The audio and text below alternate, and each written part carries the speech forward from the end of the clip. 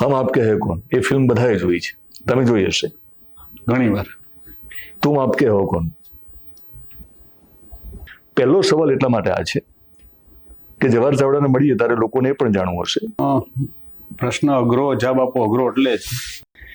ગીર સોમનાથ અને જુનાગઢ જિલ્લો આખો તમારે આ વખતે કવર કરવો છે. એટલે લોકો એવું પણ માને છે કે વિસાવદરની પેટા ચૂંટણી પછી તમને લાગતું હતું કે મોરે મોરો થઈ ગયો વિસાવદર પેટા ચૂંટણીમાં, પણ હજુ તો આખો જિલ્લો પડ્યો છે. ગીર સોમનાથને પણ કવર કરવો છે. આહિરોના ઘણા બધા મત પણ છે આ બંને જિલ્લામાં.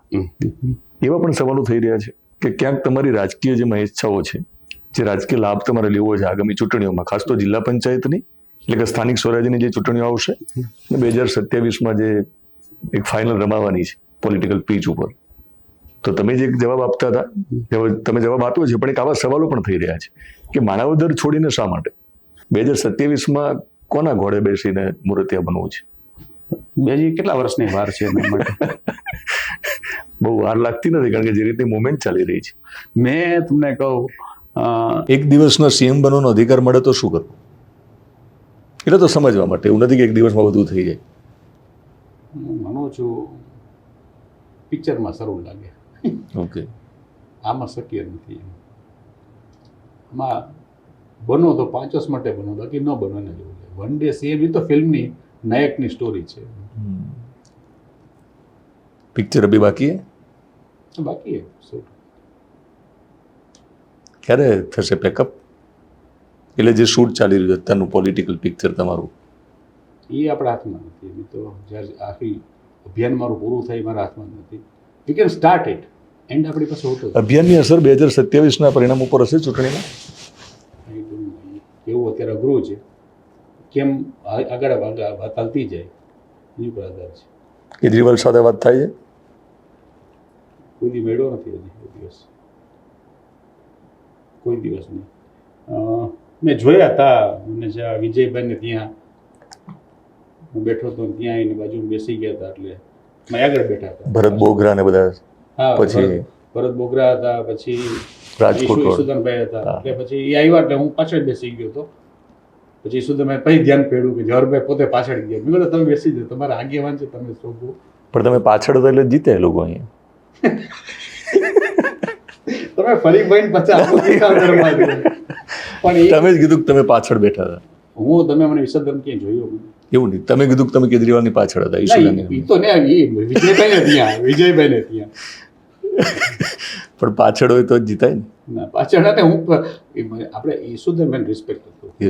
એના આગેવાન આવ્યા હોય. કેજરીવાલને ખબર હશે કે વિસાવદરમાં તમારા કારણે જીત્યા લોકો? આપણે કોઈ મેળા વાત નથી થઈ, ક્યાંથી ખબર હોય? તમે વાત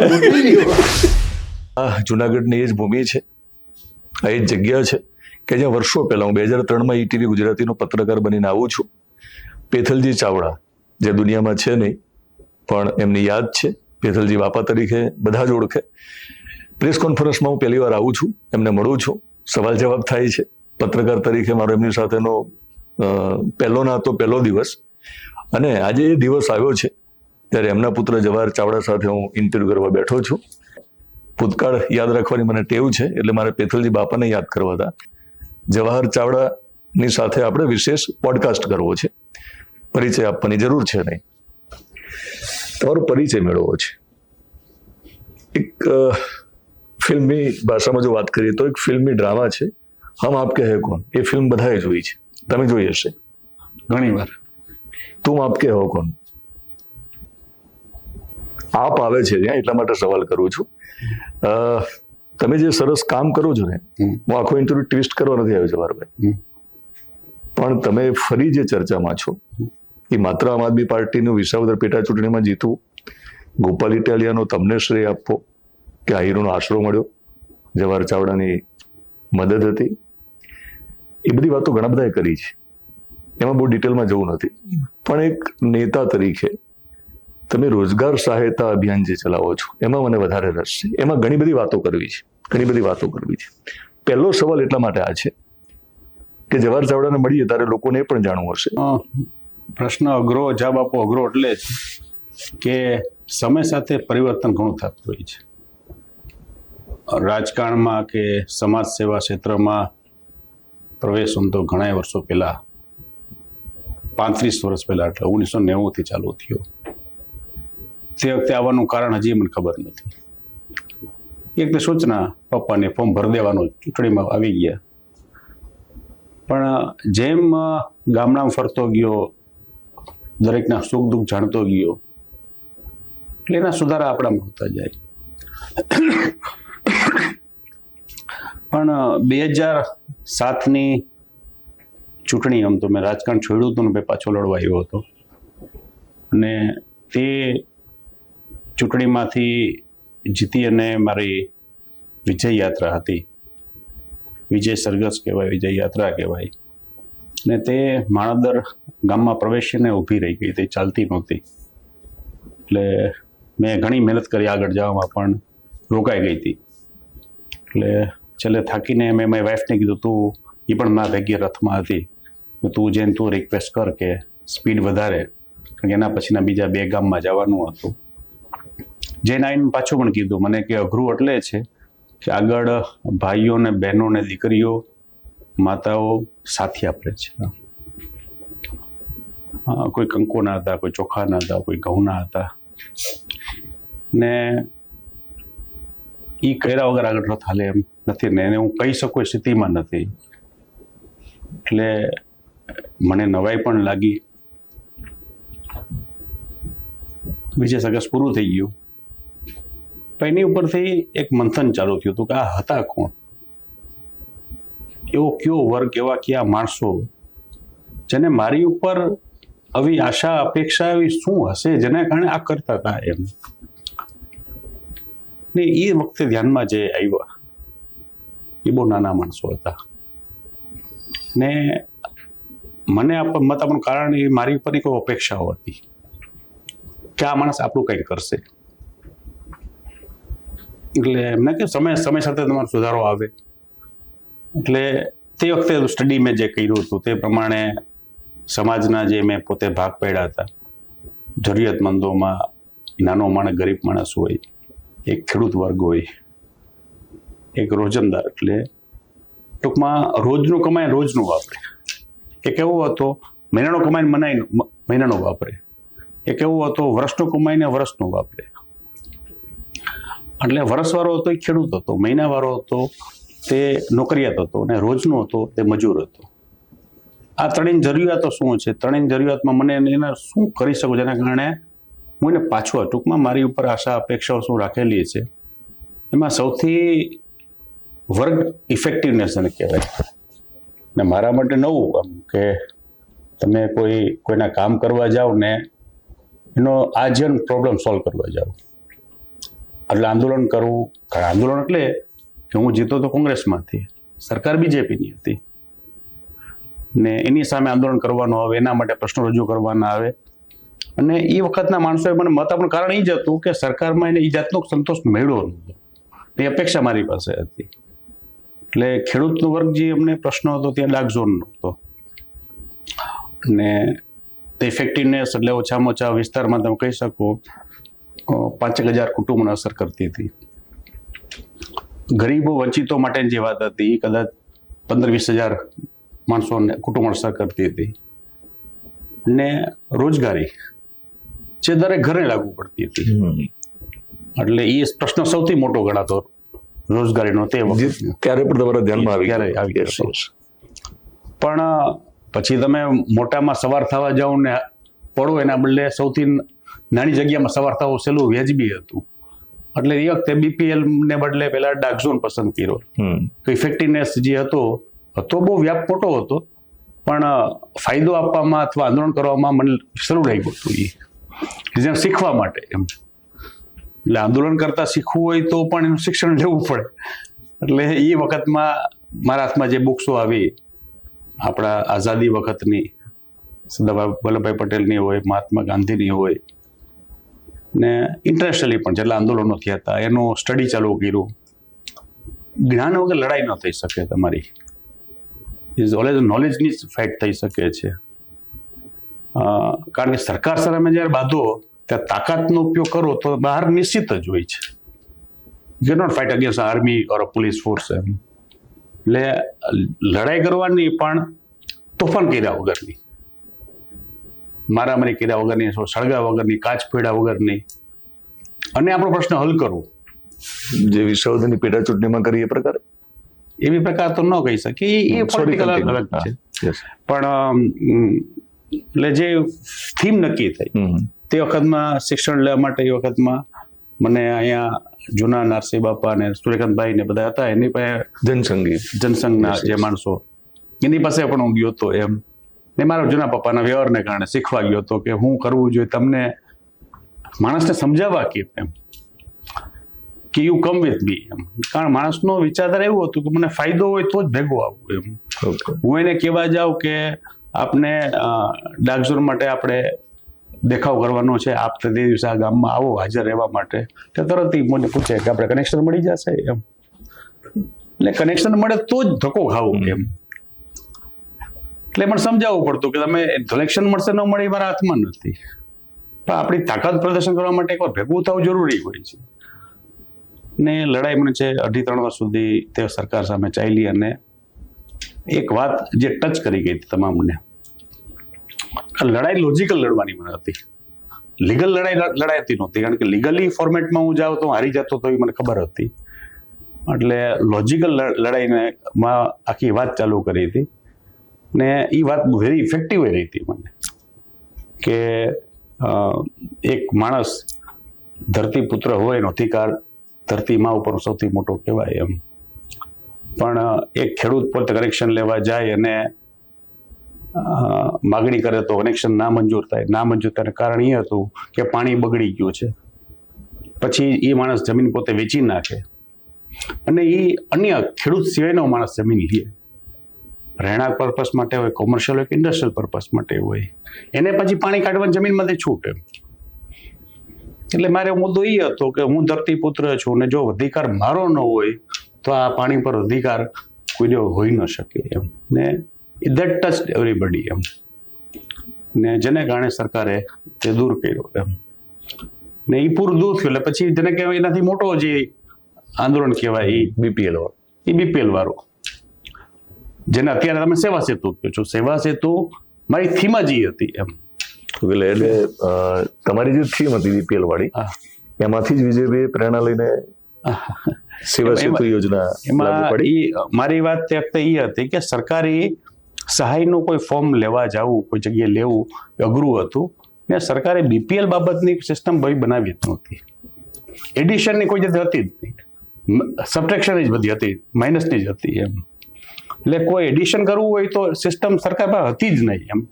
કારણ કે એ બનાવે ને માણસ વધી જાય તો સરકારની કામગીરી નબળી ગણાય.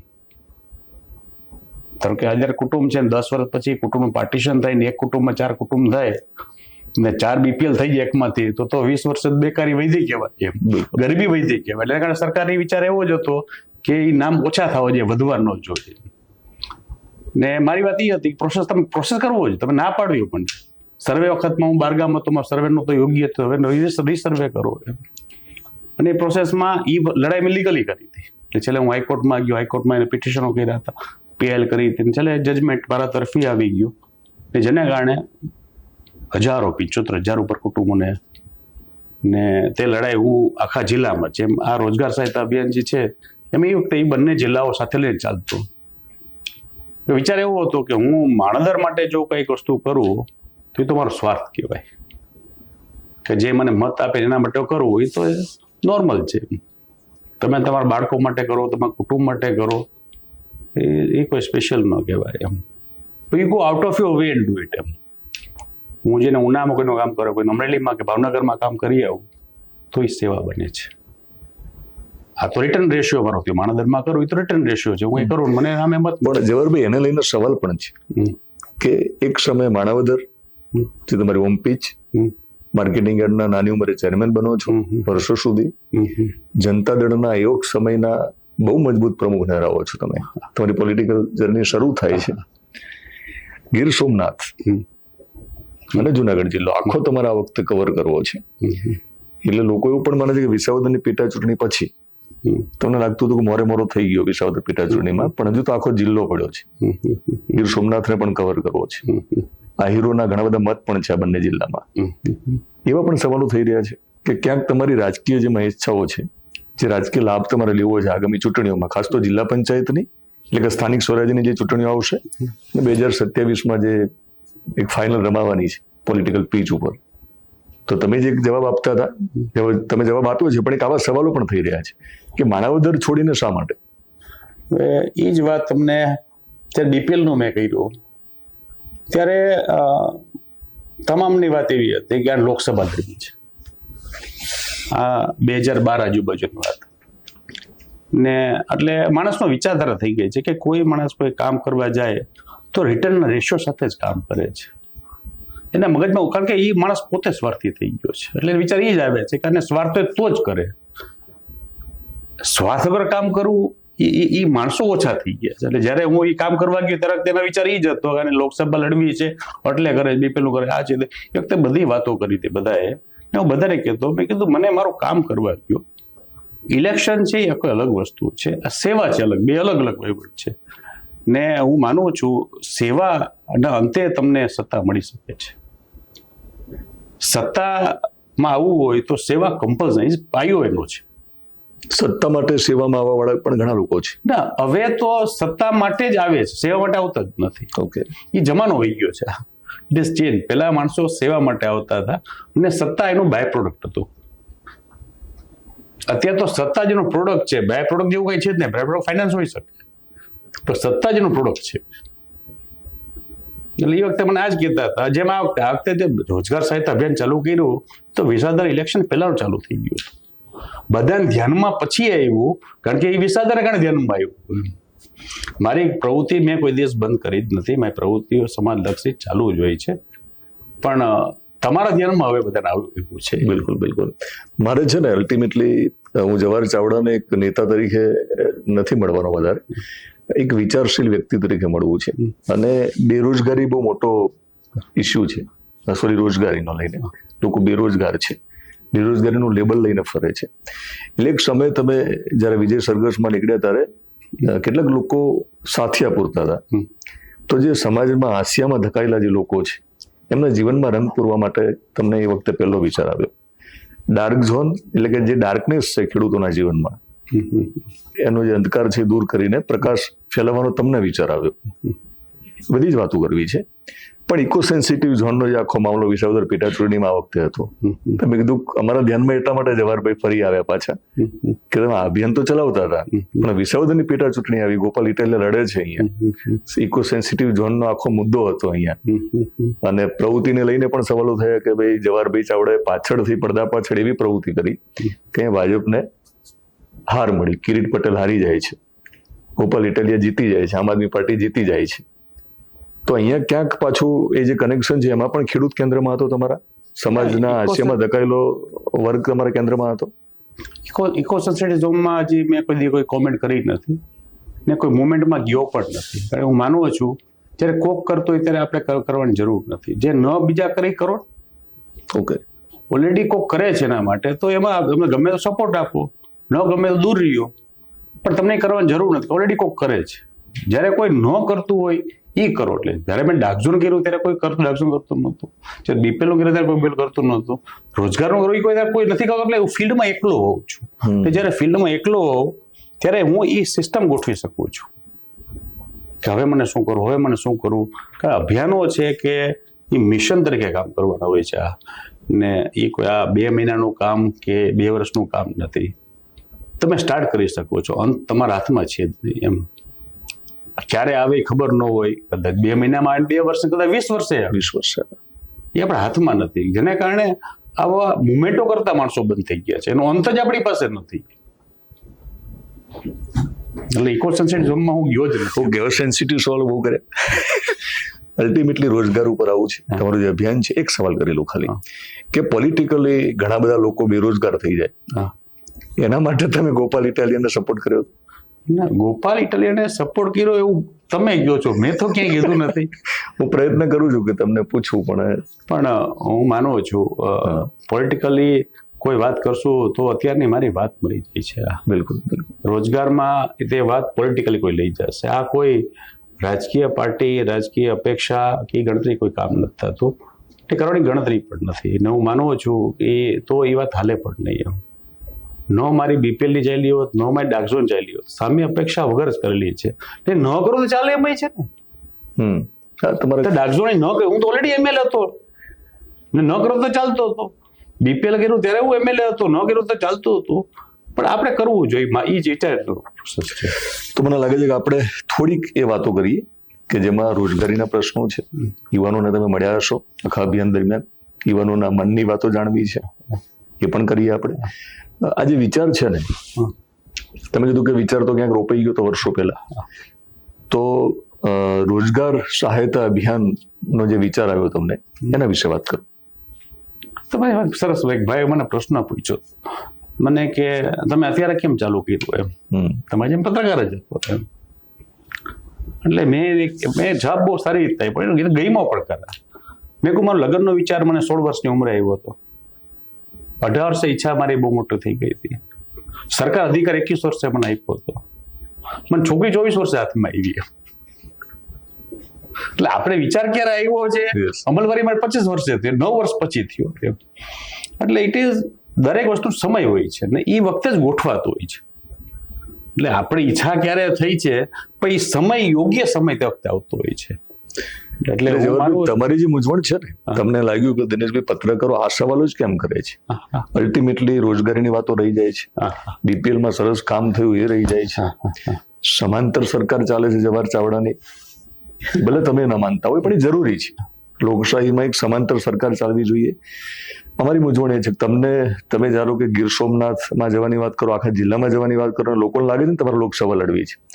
હું જો આ બધા સવાલો ના કરું ને તો લોકોને એવું લાગે છે કે જવાહરભાઈ ચાવડા પાસેથી પૈસા લઈને ઇન્ટરવ્યુ કરવા બેઠો. સમજે? લોકોએ જાગવાની જરૂર છે, સમજવાની જરૂર છે કે જ્યારે જે સમય ચાલતો હોય ત્યારે એ સવાલો થવા જોઈએ. આ બધા જ સવાલો જો ના કરું તો અમારી પણ મૂંઝવણ છે પત્રકારોની. આજે હું ભાજપ વિરોધમાં કશું બોલું છું, વિરોધમાં મતલબ ધ્યાન દોરું છું, તો કોકને એવું લાગે છે કે હું આમ આદમી પાર્ટીનો માણસ છું. આજે આમ આદમી પાર્ટીને કશું કહું તો લાગે છે કે હું ગોપાલભાઈનો વિરોધી છું. એટલે લોકો છે ને આ એક જજમેન્ટલ હોય છે, એની વચ્ચે આપણે બંને પસાર થઈ રહ્યા છીએ. હવે પછીના સેગમેન્ટમાં મારે તમારી આ બધી વાતો સમજવી છે કે તમે કહ્યું કે એનો યોગ્ય સમય આવ્યો અને તમે અત્યારે કરી રહ્યા છો. કેટલી જરૂરિયાત છે આ અને કરવું કેમ જરૂરી છે? અને અભિયાન શબ્દ વાપર્યો ત્યારે હું માનું છું, તમે માનો છો કે માત્ર જવાહર ચાવડાને કરવાની જરૂર નથી, બધાએ કરવું પડશે. સમજાવો. હું જે અત્યારે કયો છે ઓછામાં ઓછા 10 તાલુકામાં પ્રવાસ પૂર્ણ થઈ ગયો છે, 5 તાલુકા બાકી રહી ગયા છે. હું તો આજે ગઈકાલે હતો, મને પણ વરસાદને કારણે મેં રદ કર્યો પ્રોગ્રામ.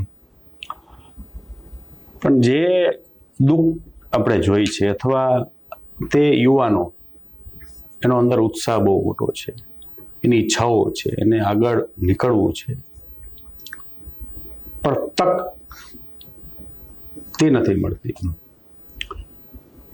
તક મળી જાય એટલે ભાઈ પાસે ફરિયાદો જે આવી છે તો અસંખ્ય આવેલી છે. ધારો કે આવીને પેલી આવે કે અમે તૈયારી કરવા માટે અમને મારું આ ભણતર છે તો ભણતર પ્રમાણે મને શું મળવું જોઈએ, તેની સમજ ઓછી મળે એને, નોલેજ ઘટે. એમ એ નોલેજ XYZ પાર્ટી પરથી મળી જાય એ પ્રમાણે એનું એક્સ્ટ્રા ભણે. ભણ્યા પછી પરીક્ષા આપવા જાય તો પેપર લીક થાય એટલે પાછો આવે. ટૂંકમાં જે માટે એને મહેનત વર્ષ, 2 વર્ષ, 2.5 વર્ષ, 3 સુધી મહેનત કરેલી છે, એટલે છેલ્લી ઘડીએ એન્ટ્રી પ્રોસેસમાં આવે, એન્ટ્રી પ્રોસેસ રદ થાય. એમ એટલે પછી પાછી રી એક્ઝામ આવે એટલે પાછી પરીક્ષામાં પોતે જાય, પાછી તે પેપર ફોટે રદ થાય તો એની એજ ક્રોસ થઈ જાય.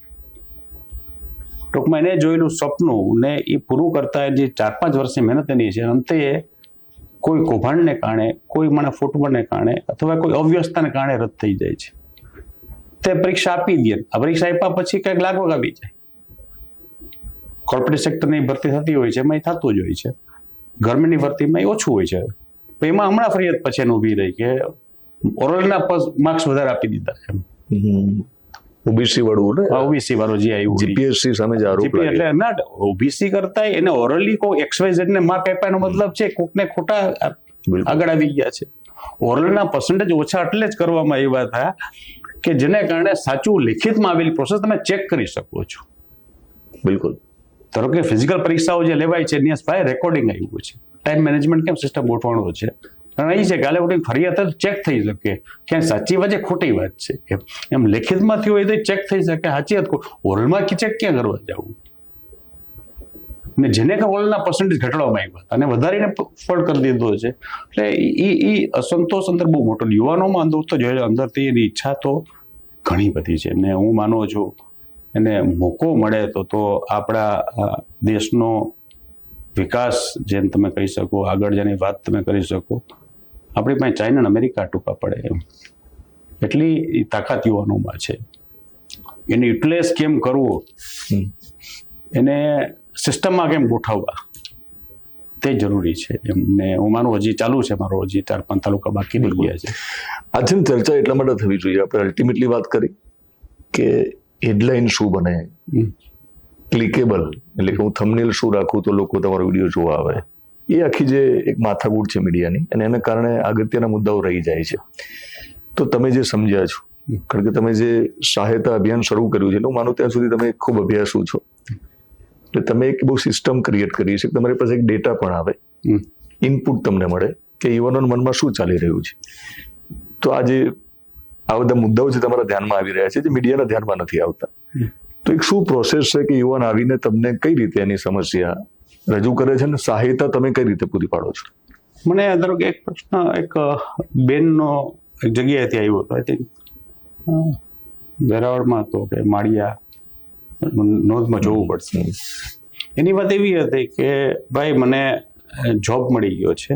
જોબ એટલે ટેમ્પરરી જોબ જે સરકારમાં કોન્ટ્રાક્ટ બેઝમાં અને ટીડીઓ મારી યારે મિસબિહેવ તો ન કહેવાય પણ એક્સ્ટ્રા ટાઈમ સ્લોટ વધારે મારા આર્સ વર્કિંગના અને જ્યારે આઉટ ઓફ ટાઈમ એટલે ઇવનિંગ ટાઈમ પછીનો ટાઈમ હોય તો એક સ્ત્રી તરીકે અમને અઘરું કેટલું પડે. ઓકે. ન માંથી કોઈને કહેવાય ન ટૂંકમાં they should be a format એમ કે તમે એક લેડીઝ પાવર કરપ્ટ છે એ વાત આખી તમારા સામે આવી. એટલે એવી ઘણી જાતની વાતો આપણી પાસે એની પોતાના ઇન્ડિવિજ્યુઅલી દુઃખ હું બેસીને 1-to-1 ચર્ચા કરું છું ને જોઈનું દુઃખ જાણીએ તો જ નિરાકરણ કરી શકીએ. આપણે જ્ઞાની હું માનું છું આપણે કોઈ જ્ઞાની છે જ નહીં. જ્ઞાન ભેગું કરવું પડે છે નહીં એ માણસો પાસે અલગ અલગ માણસ પાસેથી ભેગું થાય છે. એક માણસ જ્ઞાની હોય જ ન શકે. ધારો કે મને આટલા 6-8 મહિનાથી કામ ચાલે છે તો હજી એટલું જ ભેગું કરી શક્યો છું. કમ્પાઇલિંગ ચાલુ છે મારું પણ કેટલો વિકરાળ બહુ મોટો પ્રશ્ન છે. બહુ મોટો પ્રશ્ન છે અને હું માનું છું બેદરકાર પણ સરકાર ક્યાંક છે અથવા કેવી રીતે ધ્યાનમાં નથી વાત આવતી. તમે ધારો કે ખોટું થયું ને તમે રોકી લ્યો પનિશમેન્ટ શું એમ ધારો કે પેપર ફૂટી ગયું એનું પનિશમેન્ટ શું? આટલા હજારો માણસો પરીક્ષા દેવા ગયા હતા બિલકુલ એનો એવડો અમાઉન્ટ ઓફ ખર્ચ કરોડોમાં ખર્ચ ટાઈમ કોકના જિંદગીઓ પૂરી થઈ ગઈ છે. ડિપ્રેશનમાં જાય અમુકના એક્સિડન્ટ થયા હોય કોઈક મોડા પહોંચ્યા હોય કોઈક પહોંચી ન શક્યા હોય એમ ટૂંકમાં કોકની જિંદગીઓ બરબાદ થઈ ગઈ છે અને એના પછી પણ કાંઈ નહીં એમ જે માણસની ભૂલ છે એનું પનિશમેન્ટ મળવું જ જોઈએ. તમે પનિશમેન્ટ કોઈ નથી મળતું જ આટલી ચાલુ રહી છે પ્રોસેસ. ધારો કે પનિશમેન્ટ એને એવું મળ્યું હોય બીજા હિંમત જ ન કરવો જોઈએ માણસ. આ દરેક વસ્તુમાં ગુનામાં સજાઓ જ આપણે આઈપીસીમાં છે. આમાં શું આટલી કૌભાંડો આપણે થયા કોઈ ખોટી ભરતી થઈ ગઈ છે હું માનું એટલા કેટલા માણસો રિટાયર્ડમાં થઈ ગયા છે. ખોટી ભરતીમાં ભરતી થઈ ગયું એના કેસ કબાડા ચાલુ રહીએ પનિશમેન્ટ થાય ન થાય દરમિયાન ઓલો એમ કે 12 વર્ષ નોકરી થઈ 15 વર્ષ નોકરી થઈ હવે છૂટો કેમ કરવો એમ. ખોટો માણસ રહી ગયો હોય જોબમાં 15-20 વર્ષ પછી સર કોર્ટે કહી દે છે કે 20 વર્ષ નોકરી કરે શું હવે ટ્રેન થઈ ગયો છે. અનટ્રેન્ડ માણસ ભરતી થઈ ગયો ને એ 15 વર્ષ દરમિયાન ટ્રેન થઈ ગયો પછી કોર્ટે છૂટી નથી કરતી પછી એને પછી દયા આવે એમ. પણ ખોટી ભરતી કોને કરી હતી એને કોઈ વસ્તુ નથી આવતી એમ. આ અસંતોષ પણ ક્યાંક મોટો જોવા મળ્યો છે. એટલે શું કારણ હશે? એટલે આ લોકોના સરકારમાં જે કોઈ બેઠા હોય, ભૂતકાળમાં કોંગ્રેસ પણ હતી, સરકાર કોંગ્રેસમાં પણ ગમે તે હતા. પક્ષની હોય Yes, શકે તમે છે. પછી ભાજપમાં પણ આવ્યા અને ભાજપમાં તમે એવું કંઈક જોયું હશે ને. તમે સરકાર કોની છે એના કરતા પ્રશ્ન હલ કરવો જરૂરી એ ધ્યાનમાં કેમ આવતું નથી? એ આખી સિસ્ટમ સમજવી છે. કોમન મેનને કંઈ ખબર નથી જવાનું, સત્તા સુધી અવાજ નથી પહોંચતો, એવું છે. ના, ચૂંટાયેલો માણસ ચૂંટાઈ ગયા પછી એને જરૂર જ પડતી, જે તે પ્રજાના પ્રતિનિધિને. એટલે કદાચ બેદરકાર થઈ જતો હશે ને આ છૂટ છવાયો છે એમ. એક હું માનું છું એક્શન લેવાની સ્થિતિમાં એટલું સિરિયસનેસ કદાચ કોઈ નહીં દાખ્યું હોય કે સંગઠિત નથી આ વર્ગ, સંગઠિત હોય એનો નિર્ણય હોય, વર્ગ સંગઠિત થઈએ ને કે આના વગર અમે મતદાન નહીં કરીએ. ધારો કે આ જે બેરોજગારો છે એ સંગઠિત થઈ જાય ને કહી દે કે આ અમારા નિયમો છે, આ નિયમમાં તમે ઘટવાર કેટલો સુધારો કરી લો, નહીં કરો ભાઈ હું તને મત નહીં આપું, એટલે ઓન ધ સ્પોટ સુધરી જશે. એટલે કસૂરવારોને સજા ન કરે સત્તાધીશો, તો સત્તામાં બેઠેલા લોકોને ચૂંટણી ઉપર સજા કરવી એ જ એનો ઉપાય છે. એ લોકોને બેરોજગાર કરી દેવા. સેકન્ડ ટાઈમ જે સિસ્ટમ બનશે એ સુધરીને આવશે. યસ, એને પ્રજાએ જે મત આપીને બેસાડ્યા જેના માટે છે કે ભાઈ કંઈ ફોલ્ટ થયું તો સુધાર. અધિકારી વર્ગ અને રાજકીય વર્ગ બે અલગ અલગ છે. અધિકારી વર્ગ ભણેલો હોવો ફરજિયાત છે, એ ગ્રેજ્યુએટ હોવો જોઈએ, આઈએસ થયેલો હોવો જોઈએ, કલેક્ટર હોવો જોઈએ, બધું બરાબર છે, એના માટે હોવું જ જોઈએ. એને સિસ્ટમમાં વર્ક કરવાનું. રાજકીય માણસ છે એ પ્રજાનો અવાજ છે, એની એ ચાર પાસ હોય તો ચાલે, પણ does he understand people, A important છે. એ દુઃખ સમજી અને આમાં સુધારો કરવો એ એનું કામ છે. ને જેને કારણે બે અલગ રાખેલા છે. જો ભણેલ માણસ આ બેસાડવો હોય તો અધિકારની જરૂર જ નથી. તો જવાહરભાઈ, જે રીતે કેશુભાઈ પટેલ 4 પાસ હતા એવું માની, એટલે એવું હમણાં ચર્ચા પણ થઈ, અને ગોપાલ ઇટાલિયા હંમેશા સંઘવીન 8 પાસને લઈને ટોણો મારે છે. અલ્ટિમેટલી કોઠાસૂઝની વાત છે. પણ મારો એક સવાલ જુદા પ્રકારનો એ પણ છે કે એક ચર્ચા એવી પણ ચાલી રહી છે કે અધિકારીઓ ગાંઠતા નથી પ્રજાના પ્રતિનિધિને, અને એની આ મૂળ સમસ્યા ત્યાંથી શરૂ થાય છે. નથી કાઢતા તો હું માનું છું એને દંડ થવો જોઈએ, લોમાં સુધારો થવો જોઈએ. તમે તો રાજનીતિમાં સક્રિય જ છો. લોમાં સુધારો થવો જોઈએ, ન માને તો દંડ થવો જોઈએ. પણ એવું ચાલી રહ્યું છે ને અત્યારે. ધારો કે પોલિટિશિયન માણસ કોઈ કામ યોગ્ય ન થાય તો પ્રજા દંડ આપે છે ને. હું એમએલએ હતો ત્યારે એમએલએ નથી, મારું કામ યોગ્ય ન લાગ્યું એટલે મને 2-3 હજાર બાદ ગઈટા તો દંડ મને મળી ગયો. અધિકારી દંડ શું? એ સિસ્ટમમાં નથી ને જેને કારણે ચાલુ રહે છે પ્રોસેસ. તો રાજકીય માણસે એનું કામ યોગ્ય ન કર્યું, is punished by people, is outvoted. તેમાં અત્યારે હું નથી. બિલકુલ, મારી કામગીરી એ વખતે ઓલા કરતા ઓછી હતી તો જ હાર્યો હોઉં. હરાવવામાં પણ આવે છે પાર્ટીના લોકો દ્વારા. બની હા, અને લોકશાહી કહેવાય ને તમે. તો અલ્ટિમેટલી એ ફેરફારો થવા જોઈએ એવું માનો છો તમે લાંબા ગાળે? કારણ કે અધિકારીઓની પણ જવાબદારી ફિક્સ થાય, થવી જ જોઈએ. જેમ એક પોલિટિશિયન સજા મળે છે તો અધિકારી સજા કેમ નથી મળતી? તો તમે જે માણસે ધારો કે એ વખતે પેપર ફૂટ્યા હતા એનું પનિશમેન્ટ શું? કોણ? કેમ? વાય ઇન્કવાયરી નથી થતી? આ તો 5 વર્ષ સજા આપી જ દે છે પ્રજા, આઉટવોટ કરી જ નાખે છે. આમાં કેમ નથી થતું? આમાં હોવું જોઈએ, સિસ્ટમ જ અંદર હોવો જોઈએ કે આ વર્ક ઉપર આ વર્ક ઉપર આ વર્ક ઉપર હોવું જ જોઈએ. એટલે સરકારમાં બેઠેલા જે મંત્રીઓ છે, નેતાઓ છે, એની જો પકડ ન હોય અધિકારીઓ ઉપર તો અલ્ટિમેટલી આ નુકસાન જઈ રહ્યું છે. તો તમે એને લઈને કઈ મુવમેન્ટ કરવાના છો ભવિષ્યમાં? કારણ કે બહુ મોટો પ્રશ્ન છે. એ માનવું છું બધાય ઘોડે ભેગું ન ચડાય એમ. જેને કારણે મેં કીધું હું રોજગારનું કરું છું તો હું બીજી વાત નથી, ઇકોઝોનની વાત નથી કરતો. બીજા કોઈ વાંધા વચકામાં પડાય નહીં. આપણે એક સબ્જેક્ટમાં ચાલો ઇફિશિયન્ટ છે, એક જ સબ્જેક્ટમાં ચાલુ છે. પણ તમે એક મુદ્દો એવો આપો છો મને પૂછી લેવાય છે, 2027માં કોના ઘોડે બેસીને મૂર્તિયા બનવું છે? બીજી કેટલા વર્ષની વાર છે એના માટે? બહુ વાર લાગતી નથી, કારણ કે જે રીતે મુવમેન્ટ ચાલી રહી છે. મેં તમને કહું, જિંદગીમાં 2 કિસ્સા મેં એક સાંભળેલો ને એક જોયેલો છે. 77માં એક માણસ આવ્યો જેપી કરીને, જેને એક વાત કરી, તમામ વિરોધ પક્ષોને ભેગા કર્યા અને નવી પાર્ટી બનાવી, જનતા પાર્ટી.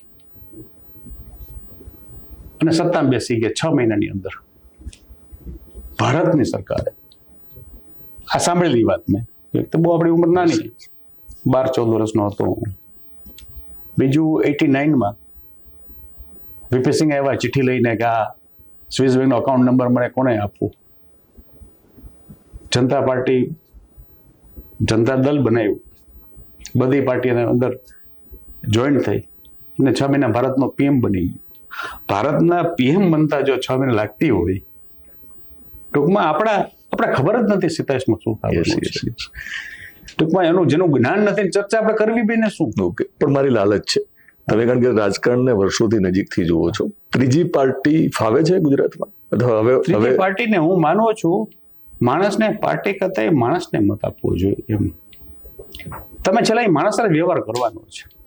અહીં પ્રચાર કરવા માટે નરેન્દ્રભાઈ આવે, અમિતભાઈ આવે, રાહુલ ગાંધી આવે કે કેજરીવાલ આવે, આ બધાને ફોન પાછા કોઈ ઉપાડવાના છે, પાછા મળવાના છે? બરાબર છે. આ માણસોને તો એ માણસ જ કામ છે, ઉપલા માણસ કામ જ નથી. જે ઉમેદવાર છે. હા, મને એક 95 આપણે ટીએન શેષાન આપણા ચૂંટણી કમિશનર બન્યા હતા અને એક સરસ વાત કરી હતી, એક મત કોને આપવો જોઈએ એમ. એને એમ કીધું હતું, જેમ તમે દીકરી કોઈના હાથમાં આપવાની હોય એ સ્થિતિમાં મત તમારો છે. તમારો મત એવી સલામત જગ્યાએ આપવાનો. હવે મત આપવા માટે માણસો બે જુએ, ખાનદાન જુએ છે, માણા જુએ છે. હવે ખાનદાન જુએ, માણા ગાંડો હોય તો શું કરવું?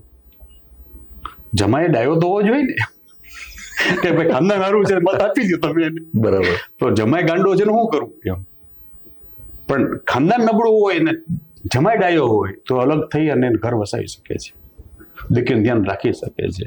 એટલે હું માનું છું પેલા જમાઈ જોવે પછી ખાનદાન જોવાય. એટલે રાજકીય પક્ષોએ પણ ટીએન શેષનની આ વાત યાદ રાખવાની છે. આ વાત હું આ 95 ની બધે સાંભળેલી વાતો મેં અત્યારે ટીવી મીડિયામાં પ્રિન્ટમાં બધી જગ્યાએ મળી જાય. હું જે વાત કરું છું એ બિલકુલ.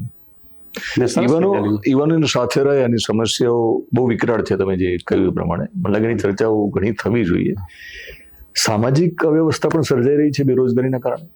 હા, લગ્ન થતા લગ્ન એટલે હું તમને કહું કે કાયદેસરનો 90% ફરિયાદો જે છે આના માટેની છે કે તમારો દીકરો શું કરે છે, કે હમણાં કાંઈ નથી કરતો તો ભાઈ અમારી દીકરી આપવી નથી એમ. ટૂંકમાં અત્યારે તો લગ્નની જ પ્રોસેસ બંધ થઈ ગઈ છે. તમારી પાસે સ્પેશિયલી આવકની સ્ત્રોત પ્રોફેલી ગોઠવાયેલી નથી તમારી પાસે.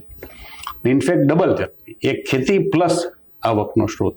આ બે હોય તો જ દીકરી મળે, બાકી મળતી જ નથી એમ. આ પેલી શરત આપવા માંડી છે કે આ પ્લસ આ હોય તો જ અમારી દીકરી તમને મળી શકશે, બાકી નહીં મળી શકે. એટલે એ ફરિયાદો મેં પુષ્કળ આવી છે. એટલે દીકરીનો આસ જે રીતે જમાઈને આપીએ એ જ રીતે વોટિંગ કરતી વખતે ધ્યાન રાખવાનું છે. આમ છતાં ભાજપ તો વારંવાર જીતે છે ગુજરાતમાં. કાંઈ ખાનદાન જુએ છે. ઓકે, આ વિસાવદરમાં ન જોયું એને જમાઈ જોયું એને. ઓકે, વિસાવદરની પ્રજાએ જમાઈ જોયું. ઓકે, એમાં બેમાં જોઈએ એટલે તો પછી દરેક જગ્યાએ વિસાવદર વાળી થવી જોઈએ લોકશાહીના હિતમાં કહું છું. ના, વિસાવદર વાળી ને હું માનું છું તમને કાલે વ્યવહાર કરો ઘણી સહેલો છે. મિસ્ટર એક્સ છે, મિસ્ટર વાય છે, મિસ્ટર ઝેડ છે, તમને વ્યવહાર કરો ઈ પ્રજાને ક્યાં સહેલો છે. આ માણસે આને કારણે માણસ જ્ઞાતિવાદને શા માટે મત આપે છે, જ્ઞાતિને શા માટે મત આપે છે? તે feel it is easy approach. કાલે મને કામ કરી મને ગોતવો કોને સહેલો એમ. આને કારણે માણસો જ્ઞાતિને મત આપે છે કે જ્ઞાતિનો માણસ ગોતવો સહેલો પડે છે. કે તમે હંમેશા એને મત આપવો જોઈએ, એને ભેગો રાખવો જોઈએ અથવા એના ભેગું રહેવું જોઈએ જેને તમને ગોતવો સહેલો છે. ઓકે, તો ગોપાલ ઇટાલિયા જે રીતે 1-2 મહિના પહેલા જે રીતે કામ શરૂ કર્યું, લોકોને લાગ્યું કે આ તો આપણા જેવો છે, આપણી વચ્ચે રહેશે. એક કારણ પણ હોઈ શકે, બની શકે. બિલકુલ. કે કિરીટભાઈનો જૂનો અનુભવ હતો જ ને, આપણે 10 વર્ષ પહેલા ઇલેક્શન થી લડ્યા હતા, ત્યાં કામ કરતા હતા, એટલે જૂનો માણસ હતો. એના કરતા નવો માણસ વધારે પસંદ પડ્યો હતો. એના વિસ્તારના માણસો, દરેક વિસ્તારના માણસ અલગ અલગ બિહેવ કરતા હોય છે. એ વિચાર જુનાગઢનો ન હોય, એ વિચાર જેતપુરનો હોય, એ વિચાર ગોંડલનો ન હોય. એ વિચાર રાજકોટનો ન હોય, અલગ અલગ વિચાર જગ્યામાં. પોલિટિકલ જે પંડિતો માનીએ છીએ હોતા નથી, મીડિયાવાળા અમારા જેવા લોકો એ થોડું વાંચીને પ્રયત્ન કરે જ્ઞાન દેખાડવાનો. ઘણા લોકો એવું માને છે કે વિસાવદરનું જે પરિણામ આવ્યું એમાં કિરીટ પટેલની હાર થઈ છે, એ વધારે વારંવાર જોરથી બોલવામાં આવ્યું અને માનવામાં આવ્યું. ગોપાલ ઇટાલિયાની જીત થઈ છે પછી આવે છે, અથવા તો આમ આદમી પાર્ટી જીતે છે અને ભાજપ હારે છે પછી આવે છે. એક રાજકીય માણસ તરીકે તમે પણ પરિણામનું એનાલિસિસ કર્યું હશે, આ પરિણામ ઉપર તમારી શું કોમેન્ટ? હું માનું છું કિરીટ પટેલ ઇલેક્શન નથી હાર્યો. કોણ હાર્યું છે? ઇલેક્શન ભાજપ હાર્યું છે. કેવી રીતે? વાત સંપૂર્ણ ખોટી છે. કિરીટ પટેલ ઇલેક્શન હાર્યો છે કે કિરીટ પટેલ તે તાકાતવાળો માણસ જિલ્લામાં છે જ નહીં. આ જિલ્લાની અંદર પટેલ સમાજમાં કિરીટ પટેલ તાકાતવાળો કોઈ માણસ છે જ નહીં. એવું ભાજપ પોતે માને છે. ને જેને કારણે 10 વર્ષ એને યુથનો પ્રમુખ રાખ્યો, 10 વર્ષ સુધી ભાજપનો પ્રમુખ રાખ્યો, તો જ રાખેલો હોય ને. સૌથી તાકાતવાળો માણસ હતો, ભાજપને સૌથી ગમતો ચહેરો હતો. એટલે એ કિરીટ પટેલ હાર્યો કહેવાતો જ નથી, ભારતીય જનતા પાર્ટીનો જ માણસ હતો. એમ એ કે મારી જેમ ઇમ્પોર્ટ તો નહોતો થયો,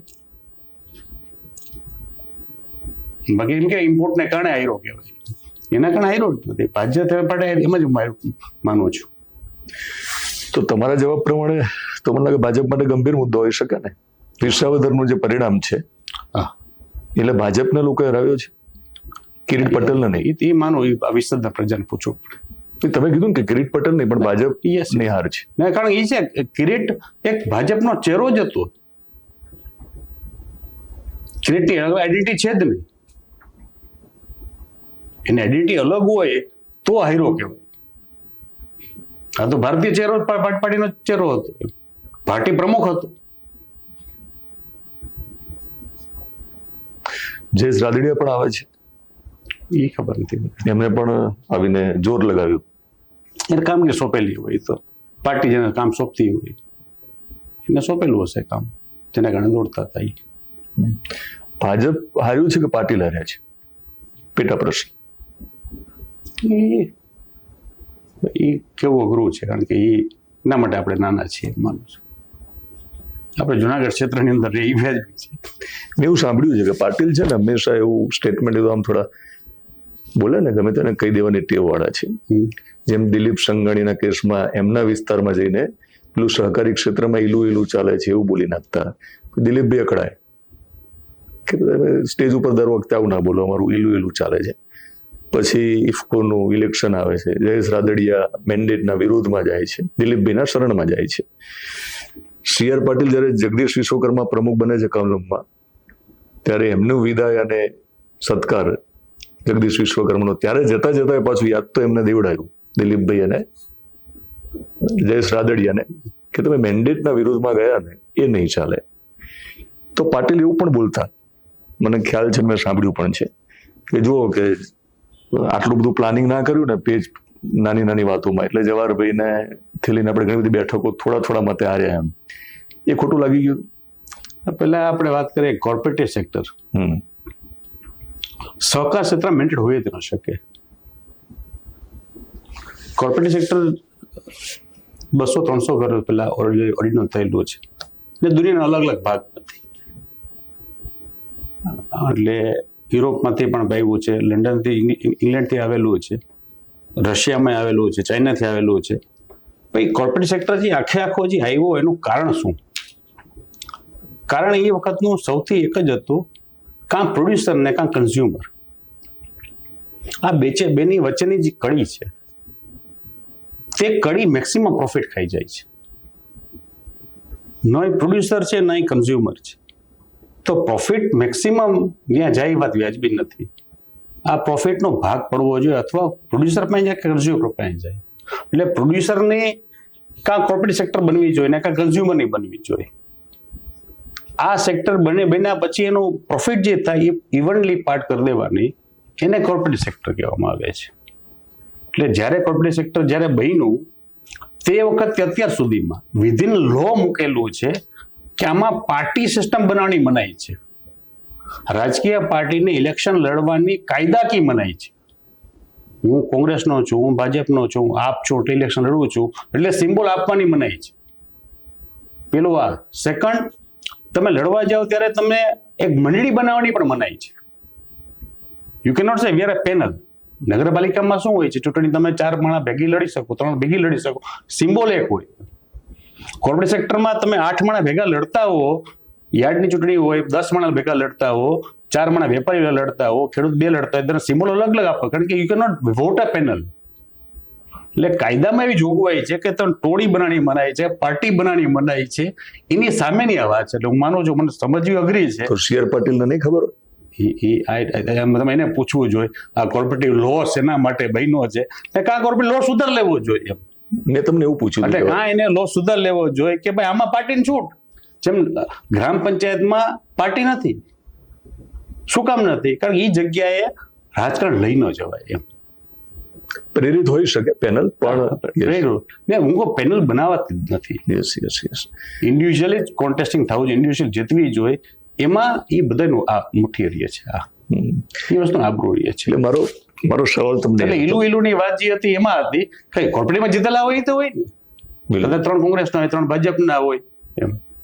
મારો સવાલ એ હતો કે પાટીલને તમે ટૂંકમાં એ જે આરોપો હતા તમારા પ્રત્યેના, પણ એમ મિસમેનેજમેન્ટ, ઇલેક્શનને લઈને જે કંઈ વાત છે, તો મૂળ બંધ મુઠ્ઠી રહી હોત તો સારું હતું એમ. એટલે પાટીલને જવાબ આપ્યો છે તમે એમ કહું છો વિસાવદરમાં? ના ના, એવી કોઈ વાત નથી. હવે બેરોજગારીનો આખો જે મામલો છે, ઉપાય શું હોઈ શકે? ઉપાય હું માનું છું હજી 2-3 મહિનાનો પ્રોસેસ બાકી છે મારો. ઉપાય એનો નીકળી શકે છે. હું માનું છું એવો પ્રશ્ન છે જ નહીં જેનો ઉપાય નથી એમ. એ સિસ્ટમ વર્કિંગ કરવું પડે. તમને કોના માટે શું, કેવી રીતે. આપણે કોર્સિસમાં આવી શકીએ છીએ, એજ્યુકેશનમાં આવી શકીએ છીએ. તમને એ ખબર હોવી જોઈએ કે આ ભવિષ્યના યુગની અંદર, ધારો કે અત્યારે આપણે ક્લાઇમેટ ચેન્જ ચાલે છે, તો ક્લાઇમેટ ચેન્જને કારણે આટલી વસ્તુ ફરવાની છે, આપણે આટલા ક્રોપ્સ બદલાવવા પડશે, આ ક્રોપ હવે ઓછો, આ ક્રોપ વધારવો પડશે. એનું સ્ટડી અત્યારે એજ્યુકેશન ચાલુ કરી દે, એજ્યુકેશન આપણું ટૂંકમાં થિંકિંગ અહેડ ઓફ ટાઈમ. આપણે બને છે એજ્યુકેશનની અંદર એક કોર્સ બની જાય છે, તો એ કોર્સ પાછો એમને 10-15-20 વર્ષ સુધી રહે છે. એટલે ટેકનોલોજી આઉટડેટેડ થઈ ગઈ છે. તમે જે માણસ ગાડી બનાવતો હતો, મોટર કાર 30 વર્ષ પહેલા, અત્યારે કાર બદલી ગઈ છે. જેને રેડિયો બનાવ્યો તો રેડિયો અલગ થઈ ગયો છે, ટીવી તો ટીવી આખો અલગ થઈ ગયો છે. જેને પિક્ચર ટ્યુબમાં બનાવેલું હોય ટીવી, એના પછી પ્લાઝમા, એના પછી એલસીડી, આ યુસીડી બધા આવતા જ જાય છે. તો રોજ સુધરતું જાય છે. Means to keep on updating system. એટલે એજ્યુકેશનની અંદર જો અપડેટ સિસ્ટમ ચાલુ રાખવો, તો હું માનું છું રોજગારી આપી હેલી એમાં પડી જાય છે. મૂળ સમસ્યા રોજગારીની, યુવાનો ત્યાં વધારે ઇફેક્ટિવ છે. પણ હવે તમે એજ્યુકેશનની વાત કરી છે, ત્યારે આપણે ત્યાં શિક્ષકોની જગ્યાઓ ખૂબ ખાલી છે સરકારી શાળાઓમાં. હવે ભણશે જ નહીં બાળક, બરાબર, રમશે નહીં, મેદાનો નથી, ક્વોલિફાઈડ ટીચરો નથી, એમાં પેટા શિક્ષકો નોકરીઓ કરે છે ગામડાઓમાં. બરાબર, તમે કીધું એ પ્રમાણે મૂળ શિક્ષક કોઈ જુદું હોય અને પેટામાં જઈને કોઈ ભણાવવા જાય છે. પણ ગામડાના લોકો એવું કે સારું છે, પેલા લોકો કરતા છોકરાઓ તો સારું ભણાવે છે, પણ એને આપણે પ્રોત્સાહન ના આપવું જોઈએ. મૂળ શિક્ષકે જેને ભણાવવું જોઈએ. પણ જે જગ્યાઓ ખાલી છે, રીવાબા હવે શિક્ષણ મંત્રી બન્યા છે, નવું મંત્રીમંડળ આવ્યું છે, બેઝમાં શું થવાની જરૂર છે તો રોજગારીનો પ્રશ્ન આપણે હલ કરી શકીએ? હું માનું છું પહેલા તો જે છે ત્યાં રહેવા જોઈએ. પહેલા તો મને પૂછવા બેસો તો તે ગામમાં તલાટી મંત્રી રહેવો જોઈએ, તે ગામમાં શિક્ષક રહેવો જ જોઈએ. બીજા ગામમાં રહી જ ન શકે. રહેવું આ ગામડામાં નોકરીમાં કરવી, રહેવું જીવમાં હોય, છોકરોમાં છે, ધણીમાં છે, એ વાત વ્યાજબી જ નથી. જે ગામમાં પોતે રહી ન શકે એ ગામમાં ભણવાનો અધિકાર એ પાસે છે જ નહીં. શિક્ષકો અત્યારે છેક બરોડાથી પાલનપુર અપડાઉન કરે, એટલે વાત જ ખોટી છે.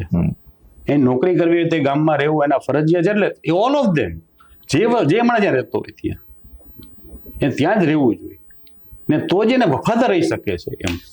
હવે તમે રહેવું ક્યાંક ને કામ કરો, વફાદારી જ ન મળે કામને. તમને એ શિક્ષક તરીકે કામ ન કરી શકે, નવી જગ્યાને એને જૂના તમે હું ગામડામાં તો કેટલા મારા વગારો કેટલા વર્ષોથી છે ને, તે એ છોકરાને ઓળખે એવું ન હોય. છોકરાની માને, છોકરાના બાપને, એના કુટુંબને, એના ઘરમાં ક્યારે પ્રસંગ છે, શિક્ષકને બધી ખબર હોય. આ જૂના શિક્ષકોને તમામ ખબર હતી. એ છોકરાને એમ કહેતા તને તારા બાપને મેં માર્યો છે એમ સીધો રહે, બાકી તારા બાપને પાછો બોલાવીને કકડાવી છે એમ. ટૂંકમાં આ અધિકારો એની પાસે એટલે હતા કે ત્યાં રહેતા હતા, એ રોજિંદા વ્યવહારમાં ભણાયેલા એના હતા એમ. એટલે શિક્ષકને પૂછો તો એ ભૂલી જાય નામ આનો છોકરાનું હતું. એનો 11 to 5, 11 to 3, 11 to એટલે પછી પોતે જાય કોકને મોકલે એમ. ટૂંકમાં કામ માટે એની વફાદારી ઓછી થવા માંડી છે એમ. ને એ પ્રમાણે હું તમને કહું, આપણે મા બાપો એવા સુધારો થઈ ગયો છે. ધારો કે અત્યારે તમે બાળકોને ખીજાઈ ન શકો, ટીચરને મા બાપ બાંધવા આવે છે, એને તમે શ્રમ ના કરાવી શકો, શ્રમ ના કરાવી શકો એમ. શિક્ષકોની જગ્યા કેમ નહીં પડતા આ લોકો? એ નોન પ્રોફિટિંગ ગણે છે, ગવર્મેન્ટ લોસ ડિપાર્ટમેન્ટ ગણે છે. એટલે મોટું નુકસાન છે મારી દ્રષ્ટિએ, કારણ કે બાળક જો ભણશે નહીં, એનો પાયો મજબૂત નહીં હોય તો ઇમારત ક્યાં આપણે ઊભી કરીશું? સમાજનો વિકાસનો પાયો એજ્યુકેશન છે. એજ્યુકેશન જો તમે પૂરું આપી ન શકો, યોગ્ય આપી ન શકો, તો આવનારો સમાજ નબળો જ બને છે. એટલે પેન છે is powerful than any weapon. મિસાઇલથી પણ એક પેન તાકાતવારી છે. એટલે એ પેન જે હોવી જોઈએ એજ્યુકેશનમાં તમામ જગ્યાએ આવી ફરજિયાત જ છે. તો મેક્સિમમ ફંડ્સ તમે કહો હું 6-7 હજાર કરોડનું બજેટ એ વખતે હતું 90માં ચીમનમેર સરકાર વખતમાં. અત્યારનું છે એનાથી તો પર્સન્ટેજમાં ક્યાંય નથી આવતું એમ. તો લાખો કરોડોમાં બજેટ આવી ગયા છે. તે વખતમાં એપ્રોક્સિમેટ 30% જેવું બજેટ એજ્યુકેશનમાં જતું હતું. ઇટ ઇઝ ઇન પોઈન્ટ કરવું જોઈએ.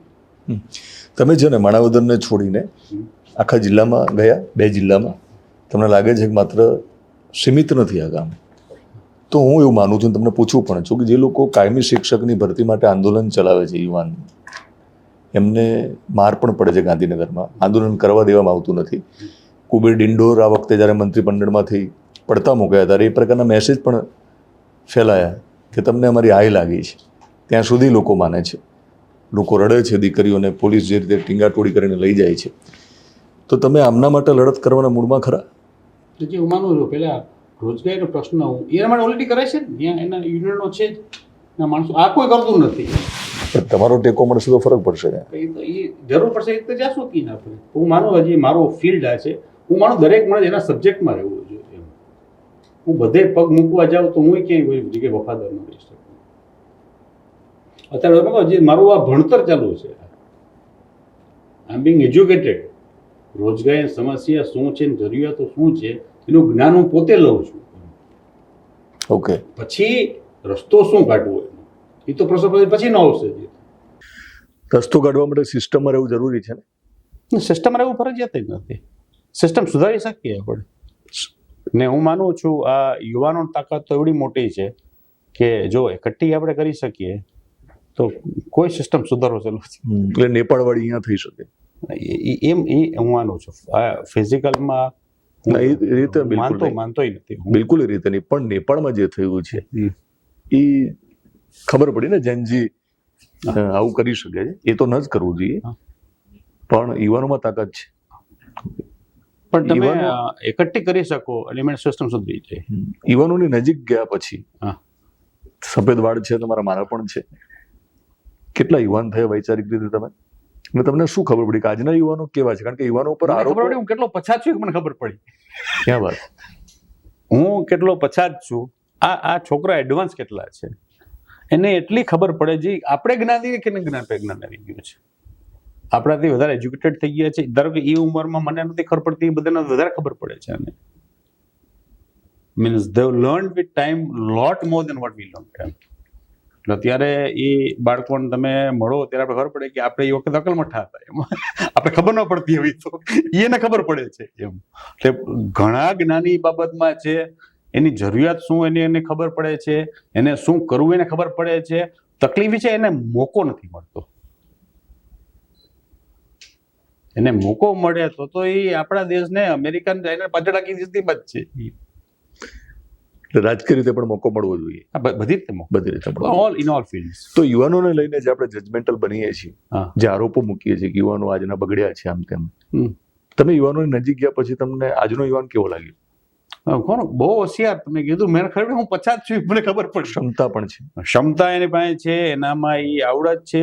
મૂળ એ વખતમાં એને ડાયરેક્શનની જગ્યામાં એને પહોંચી પણ જવું છે, પણ એ ડોર ખુલતો નથી એના માટે, એ મોકો નથી મળતો એમ. મેં કીધું પછી 1 વાર 2 વાર 3 વાર નાસીપાસ થાય એટલે પોતે માનસિક ભાંગવાય માંડે છે એમ.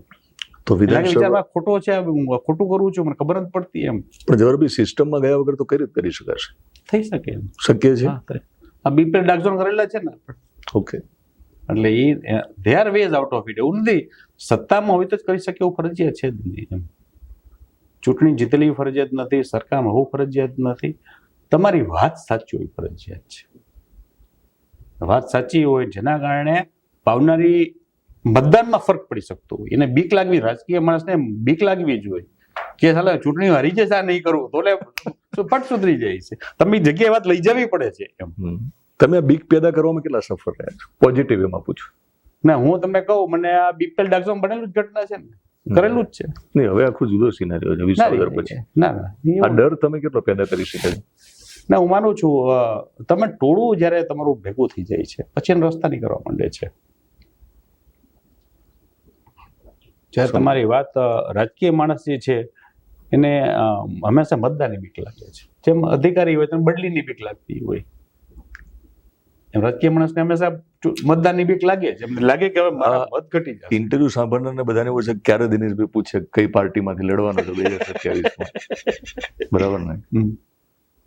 લડવાનો પાર્ટી મહત્વ નથી, હું માનું છું. લડવું મહત્વ નથી, બેમાંથી કઈ મહત્વ નથી. તમને કાલે માણસો કે યાદ કરે એ સૌથી મહત્વનું છે. બાકી પાર્ટી બધી સરખી છે, એમાં કોઈ એવો કઈ બધા તમે એ વખતે કઈ ઓફિસમાં બેસવું એમ કામ કરવું એ વખતે આ બધી ઓફિસીસ છે. જેમ તમે પેલા TV9 માં હતા, અત્યારે વિશેષમાં તમે છો એમ, મીન્સ ઓફિસ બે કામ કરો છો એમ. તમારું કામ જે છે તે ચાલુ જ છે ને, તમને ક્યાં ફેર પડ્યો છે એમાં?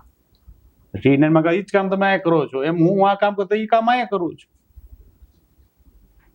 બિલકુલ. એટલે કઈ ઓફિસમાં બેસીને કામ કરો છો? અમે બધા રાજકીય માણસ જે છે એમાં ક્યાં અમે પગાર લઈ છીએ? કોંગ્રેસમાં તો કોંગ્રેસમાં પગાર નથી આપતી, દર મહિને એટલા રૂપિયા તને રહેવાના વર્ષમાં લેવાના હતા જ નહીં મને. એમ ભાજપ પાર્ટી નથી આપતી એમ. વી આર ફ્રી વર્કિંગ, એટલે અમને છૂટાઈ હોય ને પછી તો. અમે પેઇડ માણસો હોય તો અમે આપણે વફાદારી ફરજિયાત હોય, પેઇડ માણસો ક્યાં છીએ? સમજી ગયો. પણ મંત્રીમંડળમાં સ્થાન આપે છે ને લોકો? કોને? ઇમ્પોર્ટ કરેલા લોકોને. તમને બધી વાત રાજકારણમાં રહી તો જ આવી. ના, એવું નહીં. અલ્ટિમેટલી રાજનીતિ સાથે જોડાયેલા લોકોને જવાબદારી ઇન્ટરવ્યુ કામ આવશે.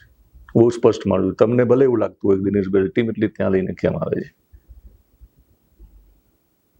કારણ કે આપણે રાજનીતિથી તો એની જો સમજણ નહીં હોય તો મને લાગે બધું અધૂરું છે. ટૂંકમાં અર્જુનભાઈને જે મોકો આપ્યો ને એમ મૂળ વાત તમારી જાય ઉભી રહી છે ને. તમને મળ્યો હતો ને? હા, મને પણ મળ્યો. યસ. મને મળ્યો, જયેશભાઈ મળ્યો, કુંવરજીભાઈ મળ્યો હતો. એટલે આ લોકો કમિટમેન્ટ કરે છે પાર્ટીમાં લે ત્યારે, વોલ્વોમાં બેસાડે ત્યારે? ના. કમિટમેન્ટ કોઈ હોતું નથી આમાં, કમિટમેન્ટ હોતું નથી કોઈ જાતનું ન હોઈ શકે. પણ એ મંત્રી પદ આપે છે ને પાળમાં એની સિસ્ટમ ગોઠવવા માટે છે કે જે માણસો વિરોધ પક્ષ જીતેલા છે, માણસો એ પ્રજાના પ્રતિનિધિ, ઓરિજિનલ પ્રતિનિધિઓ છે, સામે પૂરે જીતેલા છે. બિલકુલ.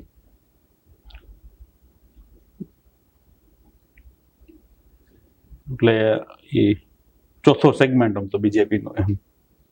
હા, મારા જેવો અર્જુનભાઈ, જયેશભાઈ, કુંવરજીભાઈ, CA ચાવડા, કલ્પેશ ઠાકોર, ગણાય છે. હાર્દિક પટેલ, હાર્દિક પટેલ પણ છે, ગણાય છે.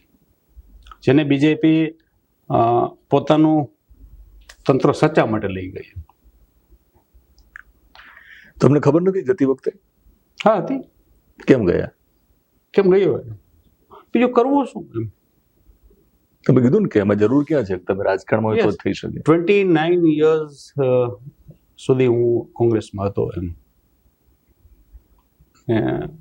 જિંદગીના હવે છેલ્લા 2-5 વર્ષ આપણે કહી શકીએ હું આપણી રિટાયરમેન્ટ એજ રાખવી પડે એમ. કઈ નક્કી કરી છે? એ નક્કી કરેલી છે આપણે. ને એના કરતાં મેં તો રાજકારણ પહેલા છોડ નાખ્યું, 1-2 છોડી નીકળી પણ ગયો હતો. સમય સાથે પાછું આવવું પડે ડિમાન્ડ ઉપર એમ. પણ સત્તા મને પહેલેથી એવી કોઈ હતું જ નહીં, મહત્વ જ નહોતું. કારણ કે તમે પાવરમાં તમારા બર્થ થયા એટલે પાવર હોય ન હોય ફેર પડતો જ નથી એમ. હજી પણ મારી ગાડીમાં હું બોર્ડ નથી લગાડતો કોઈ. તમે મારી કોઈ ગાડી મેં જિંદગીમાં બોર્ડ લગાડ્યો જ નથી ને જરૂર પણ નથી બોર્ડ લગાડવાની, ઓળખ આપવાની. અમે હતા નો મતલબ એ છે કે તમે અત્યારે નથી એમ. એટલે હું બોર્ડ લગાડતો નથી ને આઈ એમ હેપી વિથ ઇટ એમ. તમે કોના છો અત્યારે? હું મારા ઘરનો છું. તમારું ઘર ક્યાં છે? મારું ઘર જુનાગઢમાં છે. ઘરે બેસીને વાત કરીએ છીએ એટલે ઘર જેવી વાતો છે, પણ અનેક સમસ્યાઓ છે અને સિસ્ટમ જો ન બદલાય, રાજનીતિમાં જો બદલાવ નહીં આવે તો મને લાગે છે કે જે મથામણ ચાલી રહી છે નાખી, તમે કીધું એ પરિણામ તો મળશે.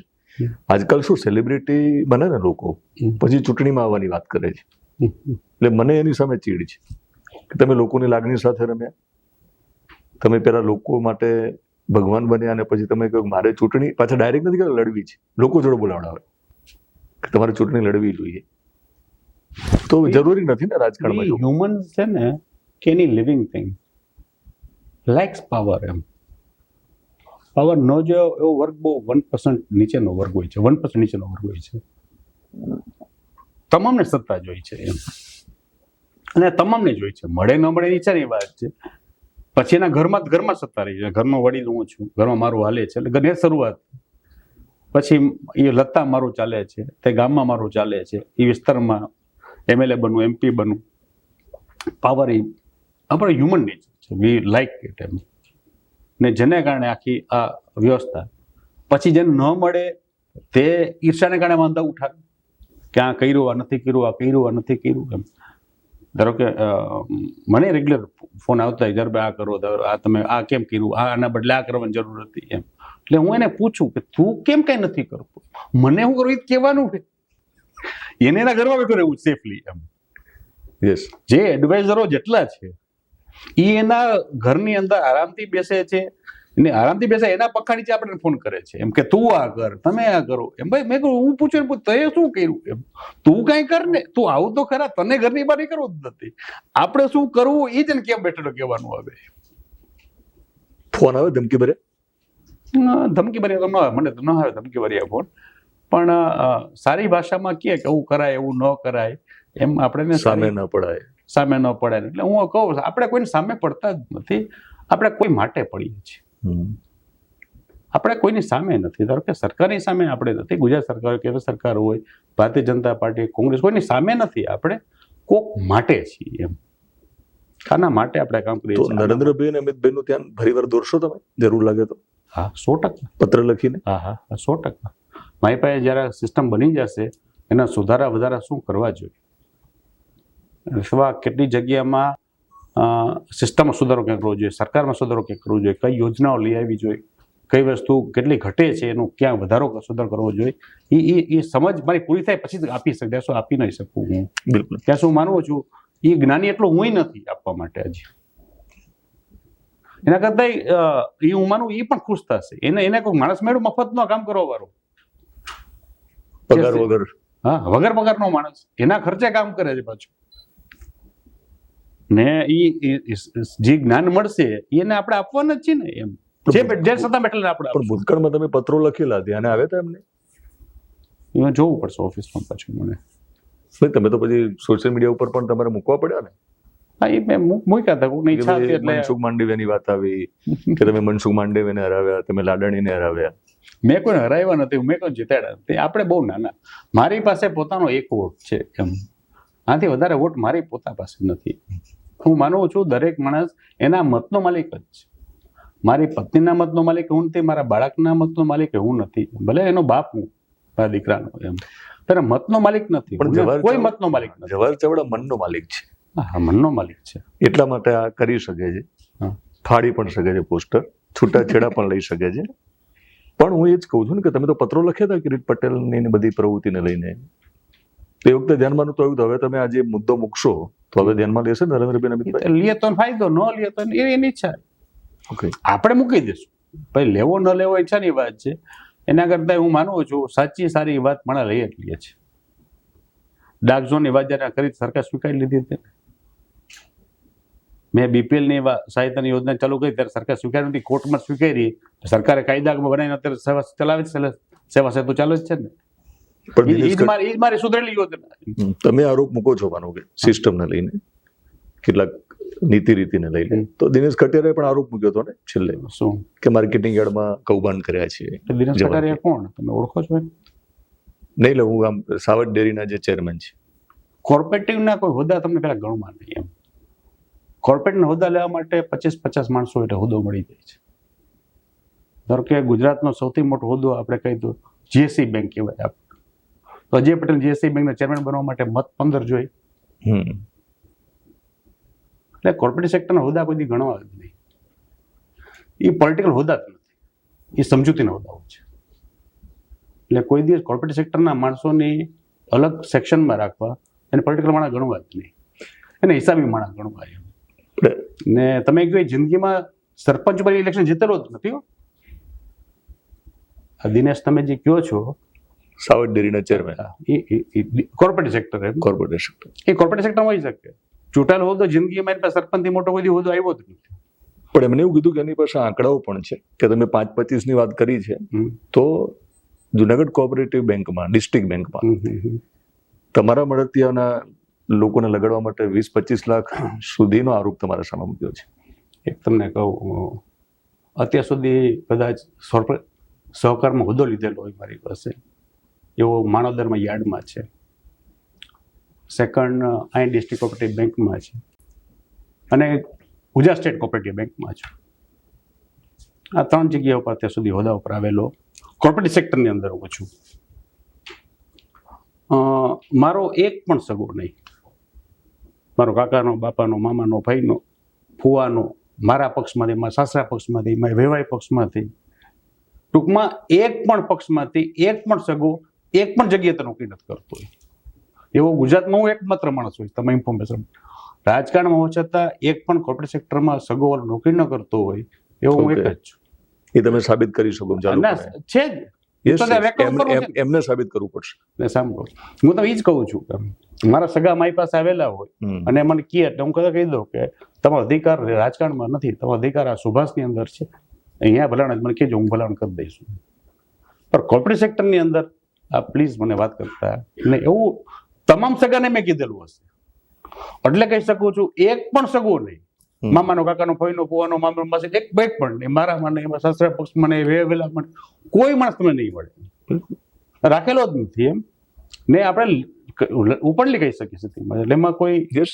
અને તમે માનો કે આપણે એના માટે બેઠા નથી કે તમે દિનેશ કટારિયાને જવાબ આપો, પણ અલ્ટિમેટલી એના કરતા લોકોને જો જાણવું હોય, સવાલ આપવા, જવાબ આપવા માટે એક કક્ષા હોવી જોઈએ. એમ એક આરોપ એમનો પૂછી લઉં એટલા માટે લોકોને જવાબ જાણવો હશે, જો ન તમારો મેસેજ પહોંચ્યો હોય તો. એમને એવું પણ કીધું કે માર્કેટિંગ યાર્ડમાં જે લોકો નોકરી કરે છે, પગાર માર્કેટિંગ યાર્ડમાંથી થાય છે અને કામ તો જવાહરભાઈનું અંગત કરે છે, ડ્રાઈવરથી માંડીને બધા. સંપૂર્ણ ખોટી વાત છે.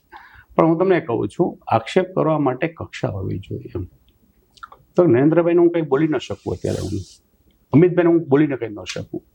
ન કહી શકું કારણ એ છે કે મારી કક્ષાએ વાત કરવાની નથી. તમે લોકસભામાં અત્યારે નથી? હું લોકસભામાં નથી, રાજ્યસભામાં નથી, હું સ્ટેટ લેવલનો માણસ છું.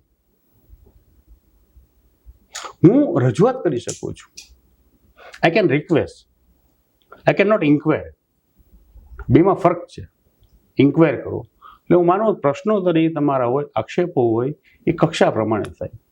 ધારો કે નરેન્દ્રભાઈ ઉપરના મારા એ વખતના કોમેન્ટ હતા, પણ જ્યારે એ મુખ્યમંત્રી હતા ને હું પોતે ધારાસભ્ય હતો, તમારી જવાબદારીમાં આવતું હતું, એટલે એ મારી ભાઈ કક્ષામાં આવતું હતું. એમ તમને તમારા વાંધા વચકાય કક્ષામાં હોઈ શકે. ધારો કે અત્યારે મુખ્યમંત્રી છે તો મુખ્યમંત્રી હું ઇન્ક્વાયરી ન કરી શકું કે હું એમએલએ નથી, એટલે મને એમાં કક્ષામાં જ રહેવું પડે.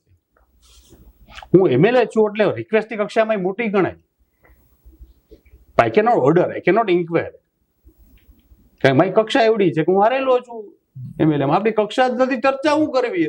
માણસો તને કીધું ભાઈ તું જાતો જ નહીં ત્યાં, ને પછી આપણે એની ઇન્ક્વાયરી કરવા જાવી. એમ ટૂંકમાં પ્રશ્નો પૂછવા માટે આપણી કક્ષા હોવી જોઈએ, ને જેને કારણે તમને કહું એ પ્રશ્નો તમે કરવામાં કે કક્ષા જ નથી એની. એમ પણ મેં બરાબર સવાલો કર્યા છે કક્ષા પ્રમાણે. તમને છૂટ નહીં, હું તમને ઓવરઓલ આખા ઇન્ટરવ્યુના પ્રશ્નોને લઈને સાચું બોલજો, મને ગમશે. એટલે એક સ્તરથી નીચેના સવાલો નથી રહ્યા ને પત્રકાર તરીકે. નહીં, એ તમને પણ ન શોભે, તમે કરો એને એવા કરો તો હું જવાબ ન આપું. સીએમ કોણ છે અત્યારે? Bhupendrabhai super CM. એ આપણે કેવું અઘરું છે. મેં કીધું આપણે આપણી કક્ષા પ્રમાણે જ વાત થઈ શકે છે. એક મને રસ પડ્યો તમારા જવાબમાં કે લોકો મને ધમકી ના આપી શકે. ધમકી ભર્યો ફોન તમને ના આવી શકે, તમે ગમે તેટલી વિરોધની વાતો કરો કોઈ પણ પાર્ટીમાં. હું રિએક્ટ કરું, તમને કહું મને ધમકીનો ફોન આવે એટલે એ શું કામ ના આવે સમજવું જોઈએ. શું એટલે દે નો મી, ઓકે, તો હું ડબલ તાકાતથી કામ કરું. I would react to it.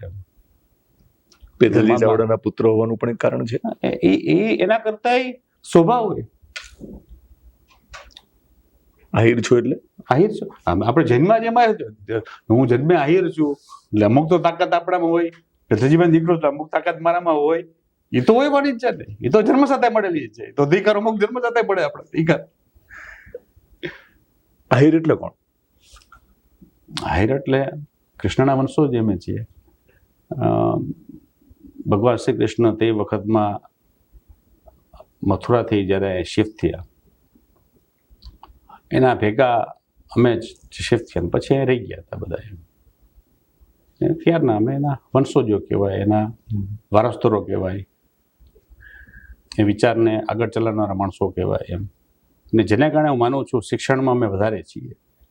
આમ આહિર સમાજ શિક્ષણમાં છે, એના પાયામાં કદાચ આ કૃષ્ણ ભગવાન આપેલા અમારા ઉપરના 4 હાથ હોય કે આપણે ગીતા તો એને જ આપેલી છે. શિક્ષણમાં ગીતાનું જીવન શિક્ષણ હોય એ પ્રકારનું તમને લાગે છે જરૂરી? હું હંમેશા માનું છું મારું કામ કર્મનું છે. હું એટલા વર્ષોથી કહું છું. અને રિઝલ્ટ તારો કે રોજગારનું મને ખબર નથી અભિયાનનું. મારું કામ કર્મ છે, હું કર્મ કરીશ. ફળને ફળ મળે જ છે. વહેલા મોડું મળતું હોય છે. 6 મહિના, વર્ષ, 2 વર્ષ મોડું પડે, મળી જાય છે. જાંબુડામાં કેમ કીધું કે આહિરો એક થવાની જરૂર છે? જાંબુડામાં એવું તમે કેમ કીધું કે આહિરોએ હવે સંગઠિત થવાની જરૂર છે? હું હંમેશા કહું છું લોકશાહીમાં હિસાબ માથાનો થાય છે, ને જેને કારણે સંગઠિત જે છે એની જ કિંમત છે.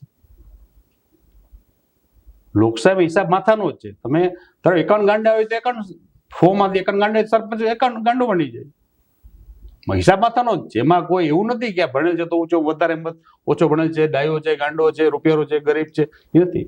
એક જ વર્ગ ગણાય છે. એ જ લોકશાહી કહેવાય છે. તમે સંગઠિત હો તો એક ડિક્ટેટ ટર્મ્સ. આહિરો સંગઠિત થાય તો સ્થાનિક સ્વરાજની ચૂંટણીની વાત કરીએ આપણે, અને 2027ના વિધાનસભાની વાત કરીએ. ભલે હું થોડો વહેલો સવાલ કરું છું, મારે સમજવું છે. આહિરો જો સંગઠિત થઈ જાય તો ગુજરાતના કયા ખૂણે કેટલા માથાને ઘરે બેસાડી શકે અને કયા માથાને વિધાનસભામાં મોકલી શકે? એટલે કેટલી બેઠકોને પ્રભાવિત કરી શકાય? કેટલી ઘણી બેઠકો. ધારો કે અમારી જ્ઞાતિ જે છે તે ઇમ્પોર્ટન્ટ એટલે છે કે અમે કેટલા છીએ એના કરતાં કેટલા માણસોના વ્યવહારમાં અમે મૂળભૂત ગામડાના અમે ઢાલના સ્વભાવના માણસો. ઢાલના એટલે તમે મારું કરું હું તમારું કરું. એમ ખેડૂતોમાં જે પરંપરા એ જે બાટર સિસ્ટમ, વ્યવહારની બાટર સિસ્ટમ, ને જેના કારણે અમારા આખું જ્ઞાતિ એટલા વર્ષોથી જીવે છે. હું મારું રાજકારણ એટલા વર્ષોથી બાટર સિસ્ટમ મારું ચાલ્યું છે. હું રાખું એ મારું રાખે છે, ને જેના કારણે સિમ્બોલથી ફેર નથી પડતો મને. એ સ્વભાવમાં છે, એ મારા સમાજના સ્વભાવમાં છે. વ્યવહાર સાચવવાનો એકબીજામાં, ને એ અમારા જ્ઞાતિના સ્વભાવમાં છે વ્યવહાર સાચવવાનો, ને જેને કારણે અમારું હાલે છે. એટલે ટૂંકમાં 18 વર્ણ સાથેના અને જેના કારણે બધી જ્ઞાતિમાં નાની નાની જ્ઞાતિઓ ધારો કે દરેક ગામમાં હોય તો એ અમારું પ્રભુત્વ એટલે હોય છે કે નાના મોટા પ્રસંગોમાં અમે ઉભા રહ્યા હોય છે. એના માટે સારા નરસા પ્રસંગમાં અમે એના માટે આડા પણ ફેર્યા હોય છે. અમારા બલિદાન આપેલા કિસ્સાઓ છે સમાજના. એમ ને જેને કારણે અમારા અધિકારી અમારા મત વધી જાય છે. સંખ્યા છે નથી, સંખ્યા અમારી 3-4 ગણી વધી જાય છે. ધારો કે માણાદરમાં મારા મતદારો આહિરની સંખ્યા બહુ ઓછા છે, 10%માં મેં આવીને ઉભા રહી જાય છે, તો 10%માં મારે સત્તા એટલે ચાલતી હતી ને મારી, કે એ સમાજ વ્યવહાર સાચવતા આ વખતે મંત્રી એટલે પ્રભુત્વ અમારું વધારે ગણાય એમ. આ વખતે એક મેસેજ એ પણ ફરતો થયો કે મંત્રીમંડળમાં માત્ર એક ત્રિકમભાઈ છાંગાને આપીને હાયરો સાથે અન્યાય કર્યો. મોડુભાઈને હું માનું છું મને કીધું આપણે સરકારની વાત કરવા માટે હું નાનો ગણાવું, આપણી પાસે કક્ષા નથી. તમને એ જ મેં કીધું, મારી કક્ષા બહાર મને વાત કરવી વાત વ્યાજબી નથી એમ. બે સવાલો કરું, યુવાનોને રસ હશે. આમ તો તમને બધા ઓળખે છે. રાજકીય સફર ક્યારે શરૂ થઈ મારી? 1990 પહેલી વાર MLA બન્યું એના પછી દિગ્ગજ નેતાના હવે. હા, જયરામ પટેલ એટલે સૌથી તે વખતના 2B CM સિદ્ધિનો માણસ હતો. કદાચ માનું એ જીતી ગયા હોત તો ચીમનભાઈ પછીનો વારો આવ્યો જ જબરદસ્તી જગ્યામાં. ચીમનભાઈ પટેલ જેટલો કદાવર જે નેતા એ તમે જયરામ પટેલને હરાવો છો. કઈ રીતે શક્ય બન્યું? મને પોતાને ખબર નથી. 25 વર્ષની ઉંમર ને તો સૂતના ફોર્મ ભરી આવ્યો એમ. એ વખતે કોંગ્રેસ પાર્ટીની અંદર ઉમેદવાર ગોતવો અઘરો હતો. અઘરો એટલે હતો કે 1 લાખ માણદરમાં 1 લાખ મતદારો, 1,06,000 જેટલા મતદારો હતા. અને એના લોકસભા ઇલેક્શન જે આવ્યું હતું એના વર્ષ 1.5 વર્ષ પહેલાં 25,000 મતની ખાત કોંગ્રેસની હતી. એટલે જેના કારણે ત્યાંના એ વખત ચૂંટાયેલા ધારાસભ્ય એને પોતે ના પાડી કે ભાઈ મને ઇલેક્શન લડવું નથી એમ. એટલે જનતા દળ તે ચડતી એ વખતમાં, કોંગ્રેસની પડતી, અને જનતા દળના પ્રમુખ 2B CM માણદર લડતા હોય એટલે સેફે સીટ હોય, ટૂંકમાં હાર નિશ્ચિત છે. એટલે હાર નિશ્ચિતમાં કોણ ફોર્મ કરે? એટલે કાં અકલમઠો હોય કાં વ્યવહારનો માણા હોય, બે જ. એટલે માધવસિંહભાઈ પપ્પાના બેના અંગત વ્યવહારોને માધવસિંહભાઈ કીધું ફોર્મ ભરી નાખો. એટલે એના કારણે ફોર્મ ભરી આવ્યું. ભરવાનું કારણ તો ટૂંકમાં ઇલેક્શન બિનહરીફ ન થાય એના માટે હતું.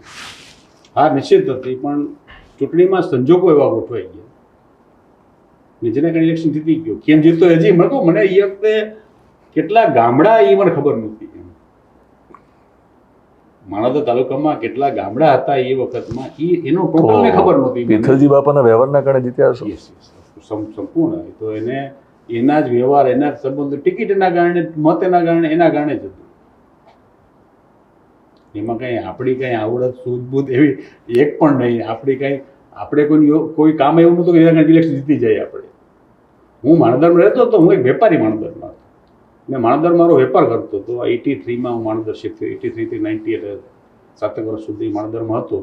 પણ એ મારા વેપારી વ્યવહારો હતા, કોઈ પોલિટિકલ વ્યવહારો ક્યાંય હતા ને આપણે કોઈને ઉપયોગી થયા ને કામ કર્યા ને એટલે મત મળે એવું કંઈ હતું નહીં. એ પપ્પાના વ્યવહારના મત અને પપ્પાની વાતોને કારણે મત મળ્યા. એ જે જીત મળી હશે ત્યારે તમારી ઉંમર પણ નાની હતી. 25 years. સપનું જોયું હતું કે રાજકારણમાં ક્યાં સુધી જવું છે, એ પછી ક્યાં જવું છે? હું માનું છું જોયું હતું. કારણ કે સિંહની સવારી તો તમે નાની ઉંમરે જ તમને ટેવ પડી ગઈ હતી. ના, સવાર સિંહનો ત્યારમાં એ ખબર નહોતી સિંહનો સવાર કઈ રીતે. આપણી પાસે એટલી અકલ જ નહોતી, એટલી ખબર નહોતી એમ. એ પછી આ બધી ખબર પડતી ગઈ વિથ ટાઈમ કે આ વાહ અઘરી હતી, આ કરાય, આ ન કરાય, આ છે તે છે એમ. પણ એ વખતનો જમાનો એવો હતો કે અમને પૂછવામાં પણ અમને સૂચના જ મળતી કેટલા કરવાનું, આ કરવાનું ધારો કે ફાધર સૂચના આપતા ઇમ્પ્લિમેન્ટ કરવાનું હોય. અમારી પાસે એવો અધિકાર જ નહોતો કે વી કેન ક્વેશ્ચન. અત્યારના બાળકો ક્વેશ્ચન કરે છે, હવે અધિકાર મળી ગયા છે.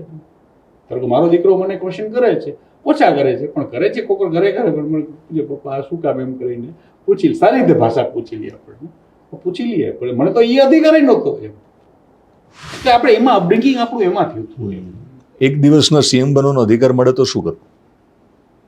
એટલે તો સમજવા માટે, એવું નથી કે એક દિવસમાં બધું થઈ જાય. હું માનું છું પિક્ચરમાં સારું લાગે. ઓકે, આમાં શક્ય નથી એમ. આમાં બનો તો 5 વર્ષ માટે બનો, બાકી ન બનો ને જેવું. વન ડે CM એ તો ફિલ્મની નાયકની સ્ટોરી છે. પિક્ચર અભી બાકી હે? બાકી ક્યારે થશે પેકઅપ? એટલે જે શૂટ ચાલી રહ્યું છે અત્યારનું પોલિટિકલ પિક્ચર તમારું, એ આપણા હાથમાં નથી. એ તો જ્યારે આખી અભિયાન મારું પૂરું થાય મારા હાથમાં નથી. You can start it, and આપણી પાસે હોતો જ અભિયાનની અસર 2027ના પરિણામ ઉપર હશે ચૂંટણીમાં? એવું અત્યારે અઘરું છે. કેમ આગળ વાત ચાલતી જાય એની પર આધાર છે. કેજરીવાલ સાથે વાત થાય છે? કોઈ દી મેળો નથી હજી કોઈ દિવસ નહીં. મેં જોયા હતા મને જ્યાં વિજયભાઈને ત્યાં હું બેઠો હતો ત્યાં આવીને બાજુમાં બેસી ગયા હતા એટલે મેં આગળ બેઠા હતા. ભરત બોગરા ને બધા હા પછી ભરત બોગરા હતા, પછી રાજકોટ વાળા. ઈસુદાનભાઈ હતા. એટલે પછી એ આવ્યા એટલે હું પાછળ બેસી ગયો હતો. પછી ઈસુદાનભાઈ પછી ધ્યાન પડ્યું કે જવાહરભાઈ પોતે પાછળ ગયા. મેં કીધું તમે બેસી જાઓ, તમારા આગેવાન છે, તમે શોભો. પણ તમે પાછળ હતા એટલે જીતે એ લોકો અહીંયા. તમે ફરી ભાઈ પછી પણ તમે જ કીધું કે તમે પાછળ બેઠા હતા. તમે મને વિસર્જન ક્યાંય જોયું એવું નહીં, તમે કીધું કે તમે કેજરીવાલની પાછળ હતા. ઈશુદાની તો ને વિજયભાઈને ત્યાં પણ પાછળ હોય તો જ જીતાય ને.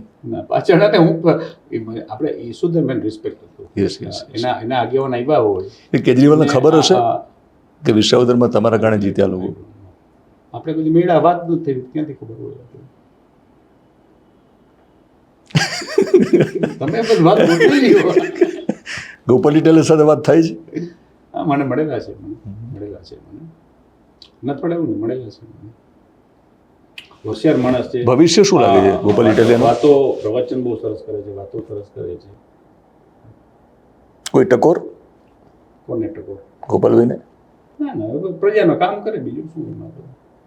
એને ખબર હોય ને એટલું. એને ઇલેક્શન વર્ષમાં આવતું જ આવે જ છે. તમને પહેલી વાર કોઈ માણસ મત એમના તમને આપી દે છે, બીજી વાર ન આપે, ત્રીજા તો હાવ ન આપે. તમે પ્રૂવ પહેલી વારમાં તમે તો કદાચ ન જોઈને આપી દે મત બને. હું નથી ગમતો તમને મત આપી દે, બની જાય. બીજી વાર ને ત્રીજી વાર તો મત અઘરું થતું જાય છે. તો બધું પ્રૂવ કે તમે યોગ્ય છો. એટલે આ વખતે જીતવા માટે ગોપાલભાઈ ને તમારો સાથ? એટલે મહેનત કરવી પડે, પોતાની મહેનત તો કરવી જ પડે. યોગ્યતા એને પોતાને સાબિત કરવી પડે છે. યાદ તેની યોગ્યતા સાબિત કરવાની જરૂર નહોતી. ઓલાને અયોગ્યતા અને યોગ્યતા જ બતાવવાનું પૂરતું હતું. હવે તો પોતે યોગ્ય છે એ બતાવવું પડશે ને. હવે તો ચેન્જ થઈ જ ગયો છે. વોટિંગ પેટર્ન બદલી જ જાય હંમેશા. એના કરતા વોટર્સ કીપ ઓન ચેન્જિંગ. તમને જે ગામમાં જેટલા મત મળ્યા છે દર બીજે દિવસે મત ફરી જાય. અત્યારે તમે મતદાન કરાવો, બીજે દિવસ મતદાન બીજા ફરી જ જાય છે. 5 માણસો અલગ વિચાર, આપણો થોટ પ્રોસેસ બદલા રાખે છે ને. We are humans, we are not animals. એટલે ગોપાલ ઇટાલિયાએ મને લાગે છે કે એને જે ભૂતકાળમાં જે ભૂલો કરી છે એનું રિપીટેશન ન કરે. એટલી સમજદારી એનામાં હોય જ ને, તો જ અહીંયા પહોંચ્યો હોય ને. સામા પ્રવાહે તરીને સામા પ્રવાહમાં એક એની ઓડિયો ક્લિપ વાયરલ થઈ હતી ગોપાલભાઈની, જેમાં ગુણવંત શાહ અને પાટીદાર અનામત આંદોલન વખતે એવું કહે છે, કારડિયા, આહિરો, એમને ઓબીસીની ક્યાં જરૂર છે? હું તમને એક વાત કરું, હું સોશિયલ મીડિયામાં બહુ ઓછો, ન્યૂઝમાં બહુ ઓછો હોય. હું પછાતમાં છું અથવા હું પહોંચી નથી શકતો. પણ એ આયરોએ જીતાડ્યો એમ. એટલે મારો કહેવાનો મતલબ રાજકારણમાં હું સમજવા માંગુ છું કે સ્ટેટમેન્ટ કરતી વખતે બહુ ધ્યાન રાખવાની જરૂર છે જે લોકો રાજનીતિમાં આવવા માંગે છે. ચેન્જિંગ આ કોઈ ફિક્સ છે જ નહીં. મોબિલિટી જ છે, ચાલુ જ હોય છે. તમને દર વખતે માણસ હાર જીત કેમ થાય છે? તો મતદાર એના વિચાર બદલતા. માણસ આ બદલે માણસ બદલી જાય, વાત બદલી. એટલે એક સમયે ગોપાલભાઈ એમ કહે છે કે આયરોને ઓબીસીની જરૂર નથી, ખોટી ઓબીસીનો લાભ લઈ રહ્યા છે.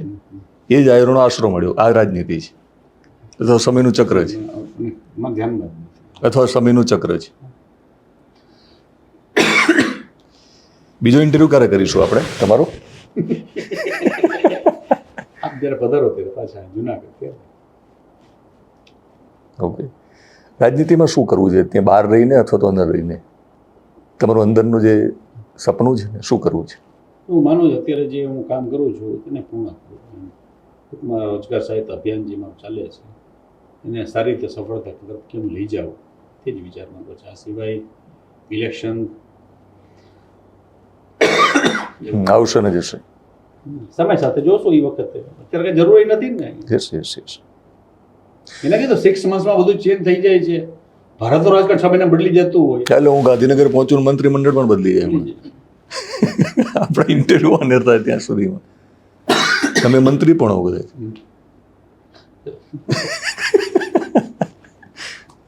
કાઢી લીધું છે. કેવું છે મંત્રી પદ? સત્તા હંમેશા ગમે એમ એના કીધું power always the tracking always. પણ હું કહું ને સત્તામાં હું પોતે મોટો થયેલો જન્મમાં મોટો થયેલો એટલે એટલું અટ્રેક્શન જે બીજા હોય એટલું ન હોય.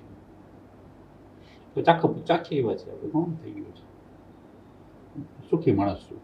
કોણ સોશિયલ મીડિયા નથી જોડતો એ સુખી જોઈને બિલકુલ નહીં. કોઈ વસ્તુ મારા ફોનમાં ફેસબુક વોટ્સઅપ ઇન્સ્ટાગ્રામ કાંઈ એ પણ યુવાનોને તમારે જ્યારે સમજવા છે, યુવાનોની સમસ્યા તમારે સમજવી છે, તો યુવાનોને તમે આ મુદ્દે પણ શું કહેશો કે સોશિયલ મીડિયાનું જે વળગણ છે ને એ કેટલું ખતરનાક છે એના માટે?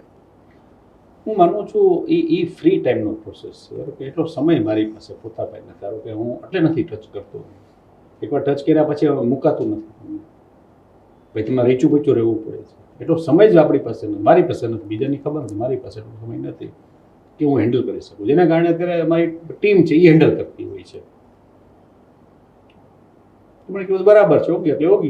આપણું કોઈ ખરાબ બોલ્યું તો ખબર ન પડે, સારું બોલે તો ખબર નથી પડતું. મને કોઈક મોકલાય જ ખબર પડે છે. એટલે મને તમારે કોઈ મોકલાવવું હોય તો લિંક મોકલાવી દે છે સાદા મેસેજમાં, તો હું જોઈ શકું છું. જેમ તમે મને કીધું તમારું હતું એટલે મેં ગઈકાલ ચેક કરવા બેઠો તો મને મારું મળ્યું, તમારું વિશેષમાં મળ્યું નહીં. હવે કેમ ના મળ્યું?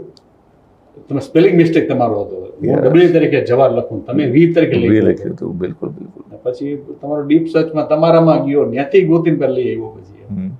પછી મેં જોયું. હું બહુ ડીપમાં ગયો છું. મેં કશું જવાહર ચાવડાની એક વ્યક્તિત્વને લોકો સુધી મૂકવાનો પ્રયત્ન કર્યો છે. ઈરાદો ખરાબ નહોતો મારો. એક છેલ્લો સવાલ, આજે તમે ડબલ્યુ ને વી વાળી વાત કરી છે, જવાહર નામ શા માટે? મારા દાદા પપ્પાના પપ્પા. શું નામ? નાથા બાપા. તે વૈદ હતા અને તે મારું નામ પાડવારા એ હતા. તે વખત મારો જન્મ 64માં 64માં અને નહેરુનું મૃત્યુ જવાહરલાલ નહેરુ નહેરુનું મૃત્યુ 64માં. ના મૃત્યુના 2-3 મહિના પછી મારો જન્મ થયો. એ નામ ચાલતું હતું. એટલે તે વખતમાં દરેક ગામના ચોકના નામો કે રોડના નામો કે ચાલુ હતું. એ વખત મારો જન્મ થયો એટલે મારું નામ જવાહર રાખી દીધું. તમને આ નામ કેટલું ગમે છે? આપણું નામ આપણે ગમતું જ હોય ને. હું વન પીસ છું. મને મજા એ છે કે આખા વર્લ્ડમાં જવાહર ચાવડા નામનો માણસ હું એક જ છું. એટલે હું કોઈ જગ્યાએ ગૂગલમાં જાઓ કે કોઈ જગ્યાએ ગોતવા જાઓ એટલે મારે જગ્યાએ ખાલી જ પડી. હું javaharchavda.com એટલે ખાલી જ મને મળી જ જાય. તો કોઈ છે જ નહીં. બિલકુલ. જેનું નામ જવાહર હોય એને અટક ચાવડા ન હોય, ચાવડા અટક હોય એનું નામ જવાહર ન હોય. બિલકુલ. એટલે એક ઓડ કોમ્બિનેશન છે જેને કારણે મને ફાયદો સૌથી વધારે. બીજા કરતાં તમને તમામને અઘરું પડે, 1 2 3 નામ તેને લખવું પડે. તમામ નામની પાછળ લખવું જ નથી પડતું. મિત્રો જવાહર ચાવડા લખો ત્યારે જો તમે વી લખશો તો વિક્ટરી એટલે તમારી એકની જીત છે, પણ જો તમે ડબલ્યુ કરશો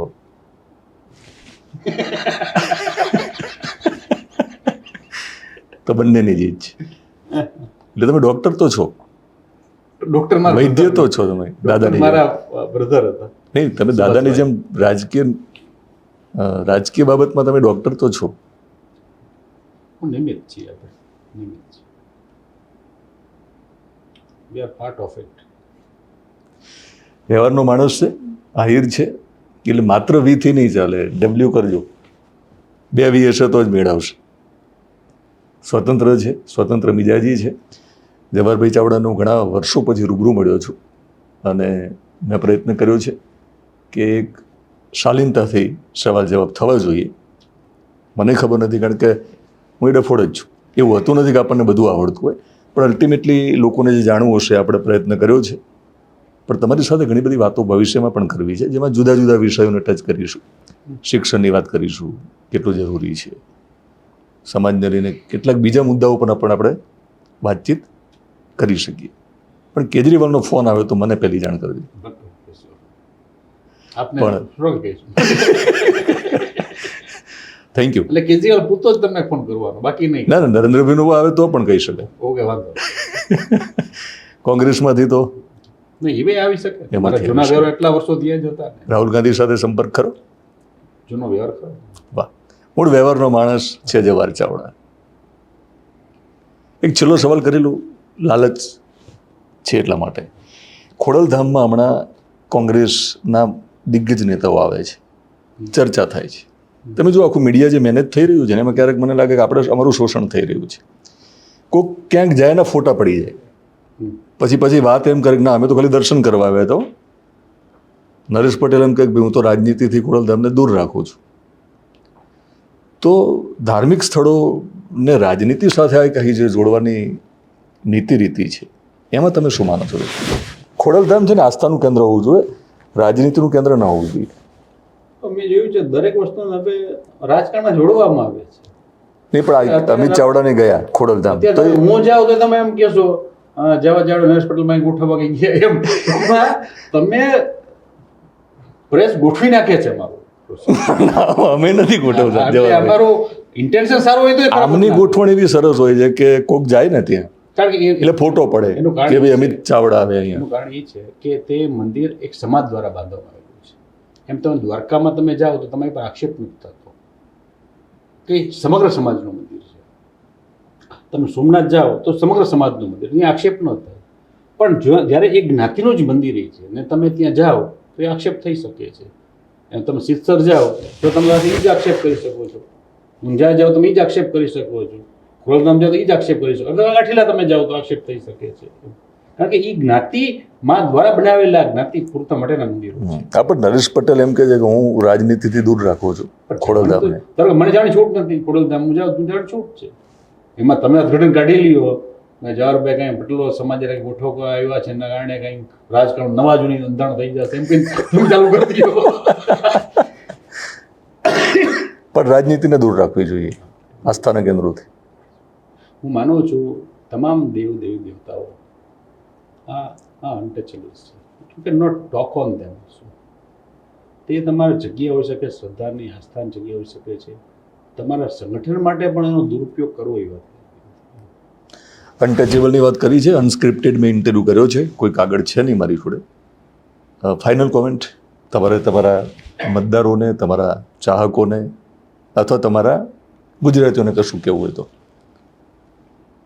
યુવાનોને યોગ્ય તક, એના વિચારો પ્રમાણે જોયેલા સપનાઓ પૂર્ણ કરવા માટેની એક વ્યવસ્થા સંપૂર્ણ ગોઠવાઈ આપે એવી મારી લાગણી પોતાની છે. અને જ્યાં સુધી એ પૂર્ણ ન થાય ત્યાં સુધી મારી વાતો નહીં મૂકું, તે વાતો બંધ થયેલો છું. Thank you Jawaharbhai. અને જ્યાં પણ તમે જે સમાજ માટે કશું કરવા નીકળ્યા છો ત્યાં હું એટલે મારી સ્કિલ અને મારું માધ્યમ જ્યારે પણ જરૂર પડે ત્યારે હું વારંવાર આવીશ. Thank you Jawaharbhai.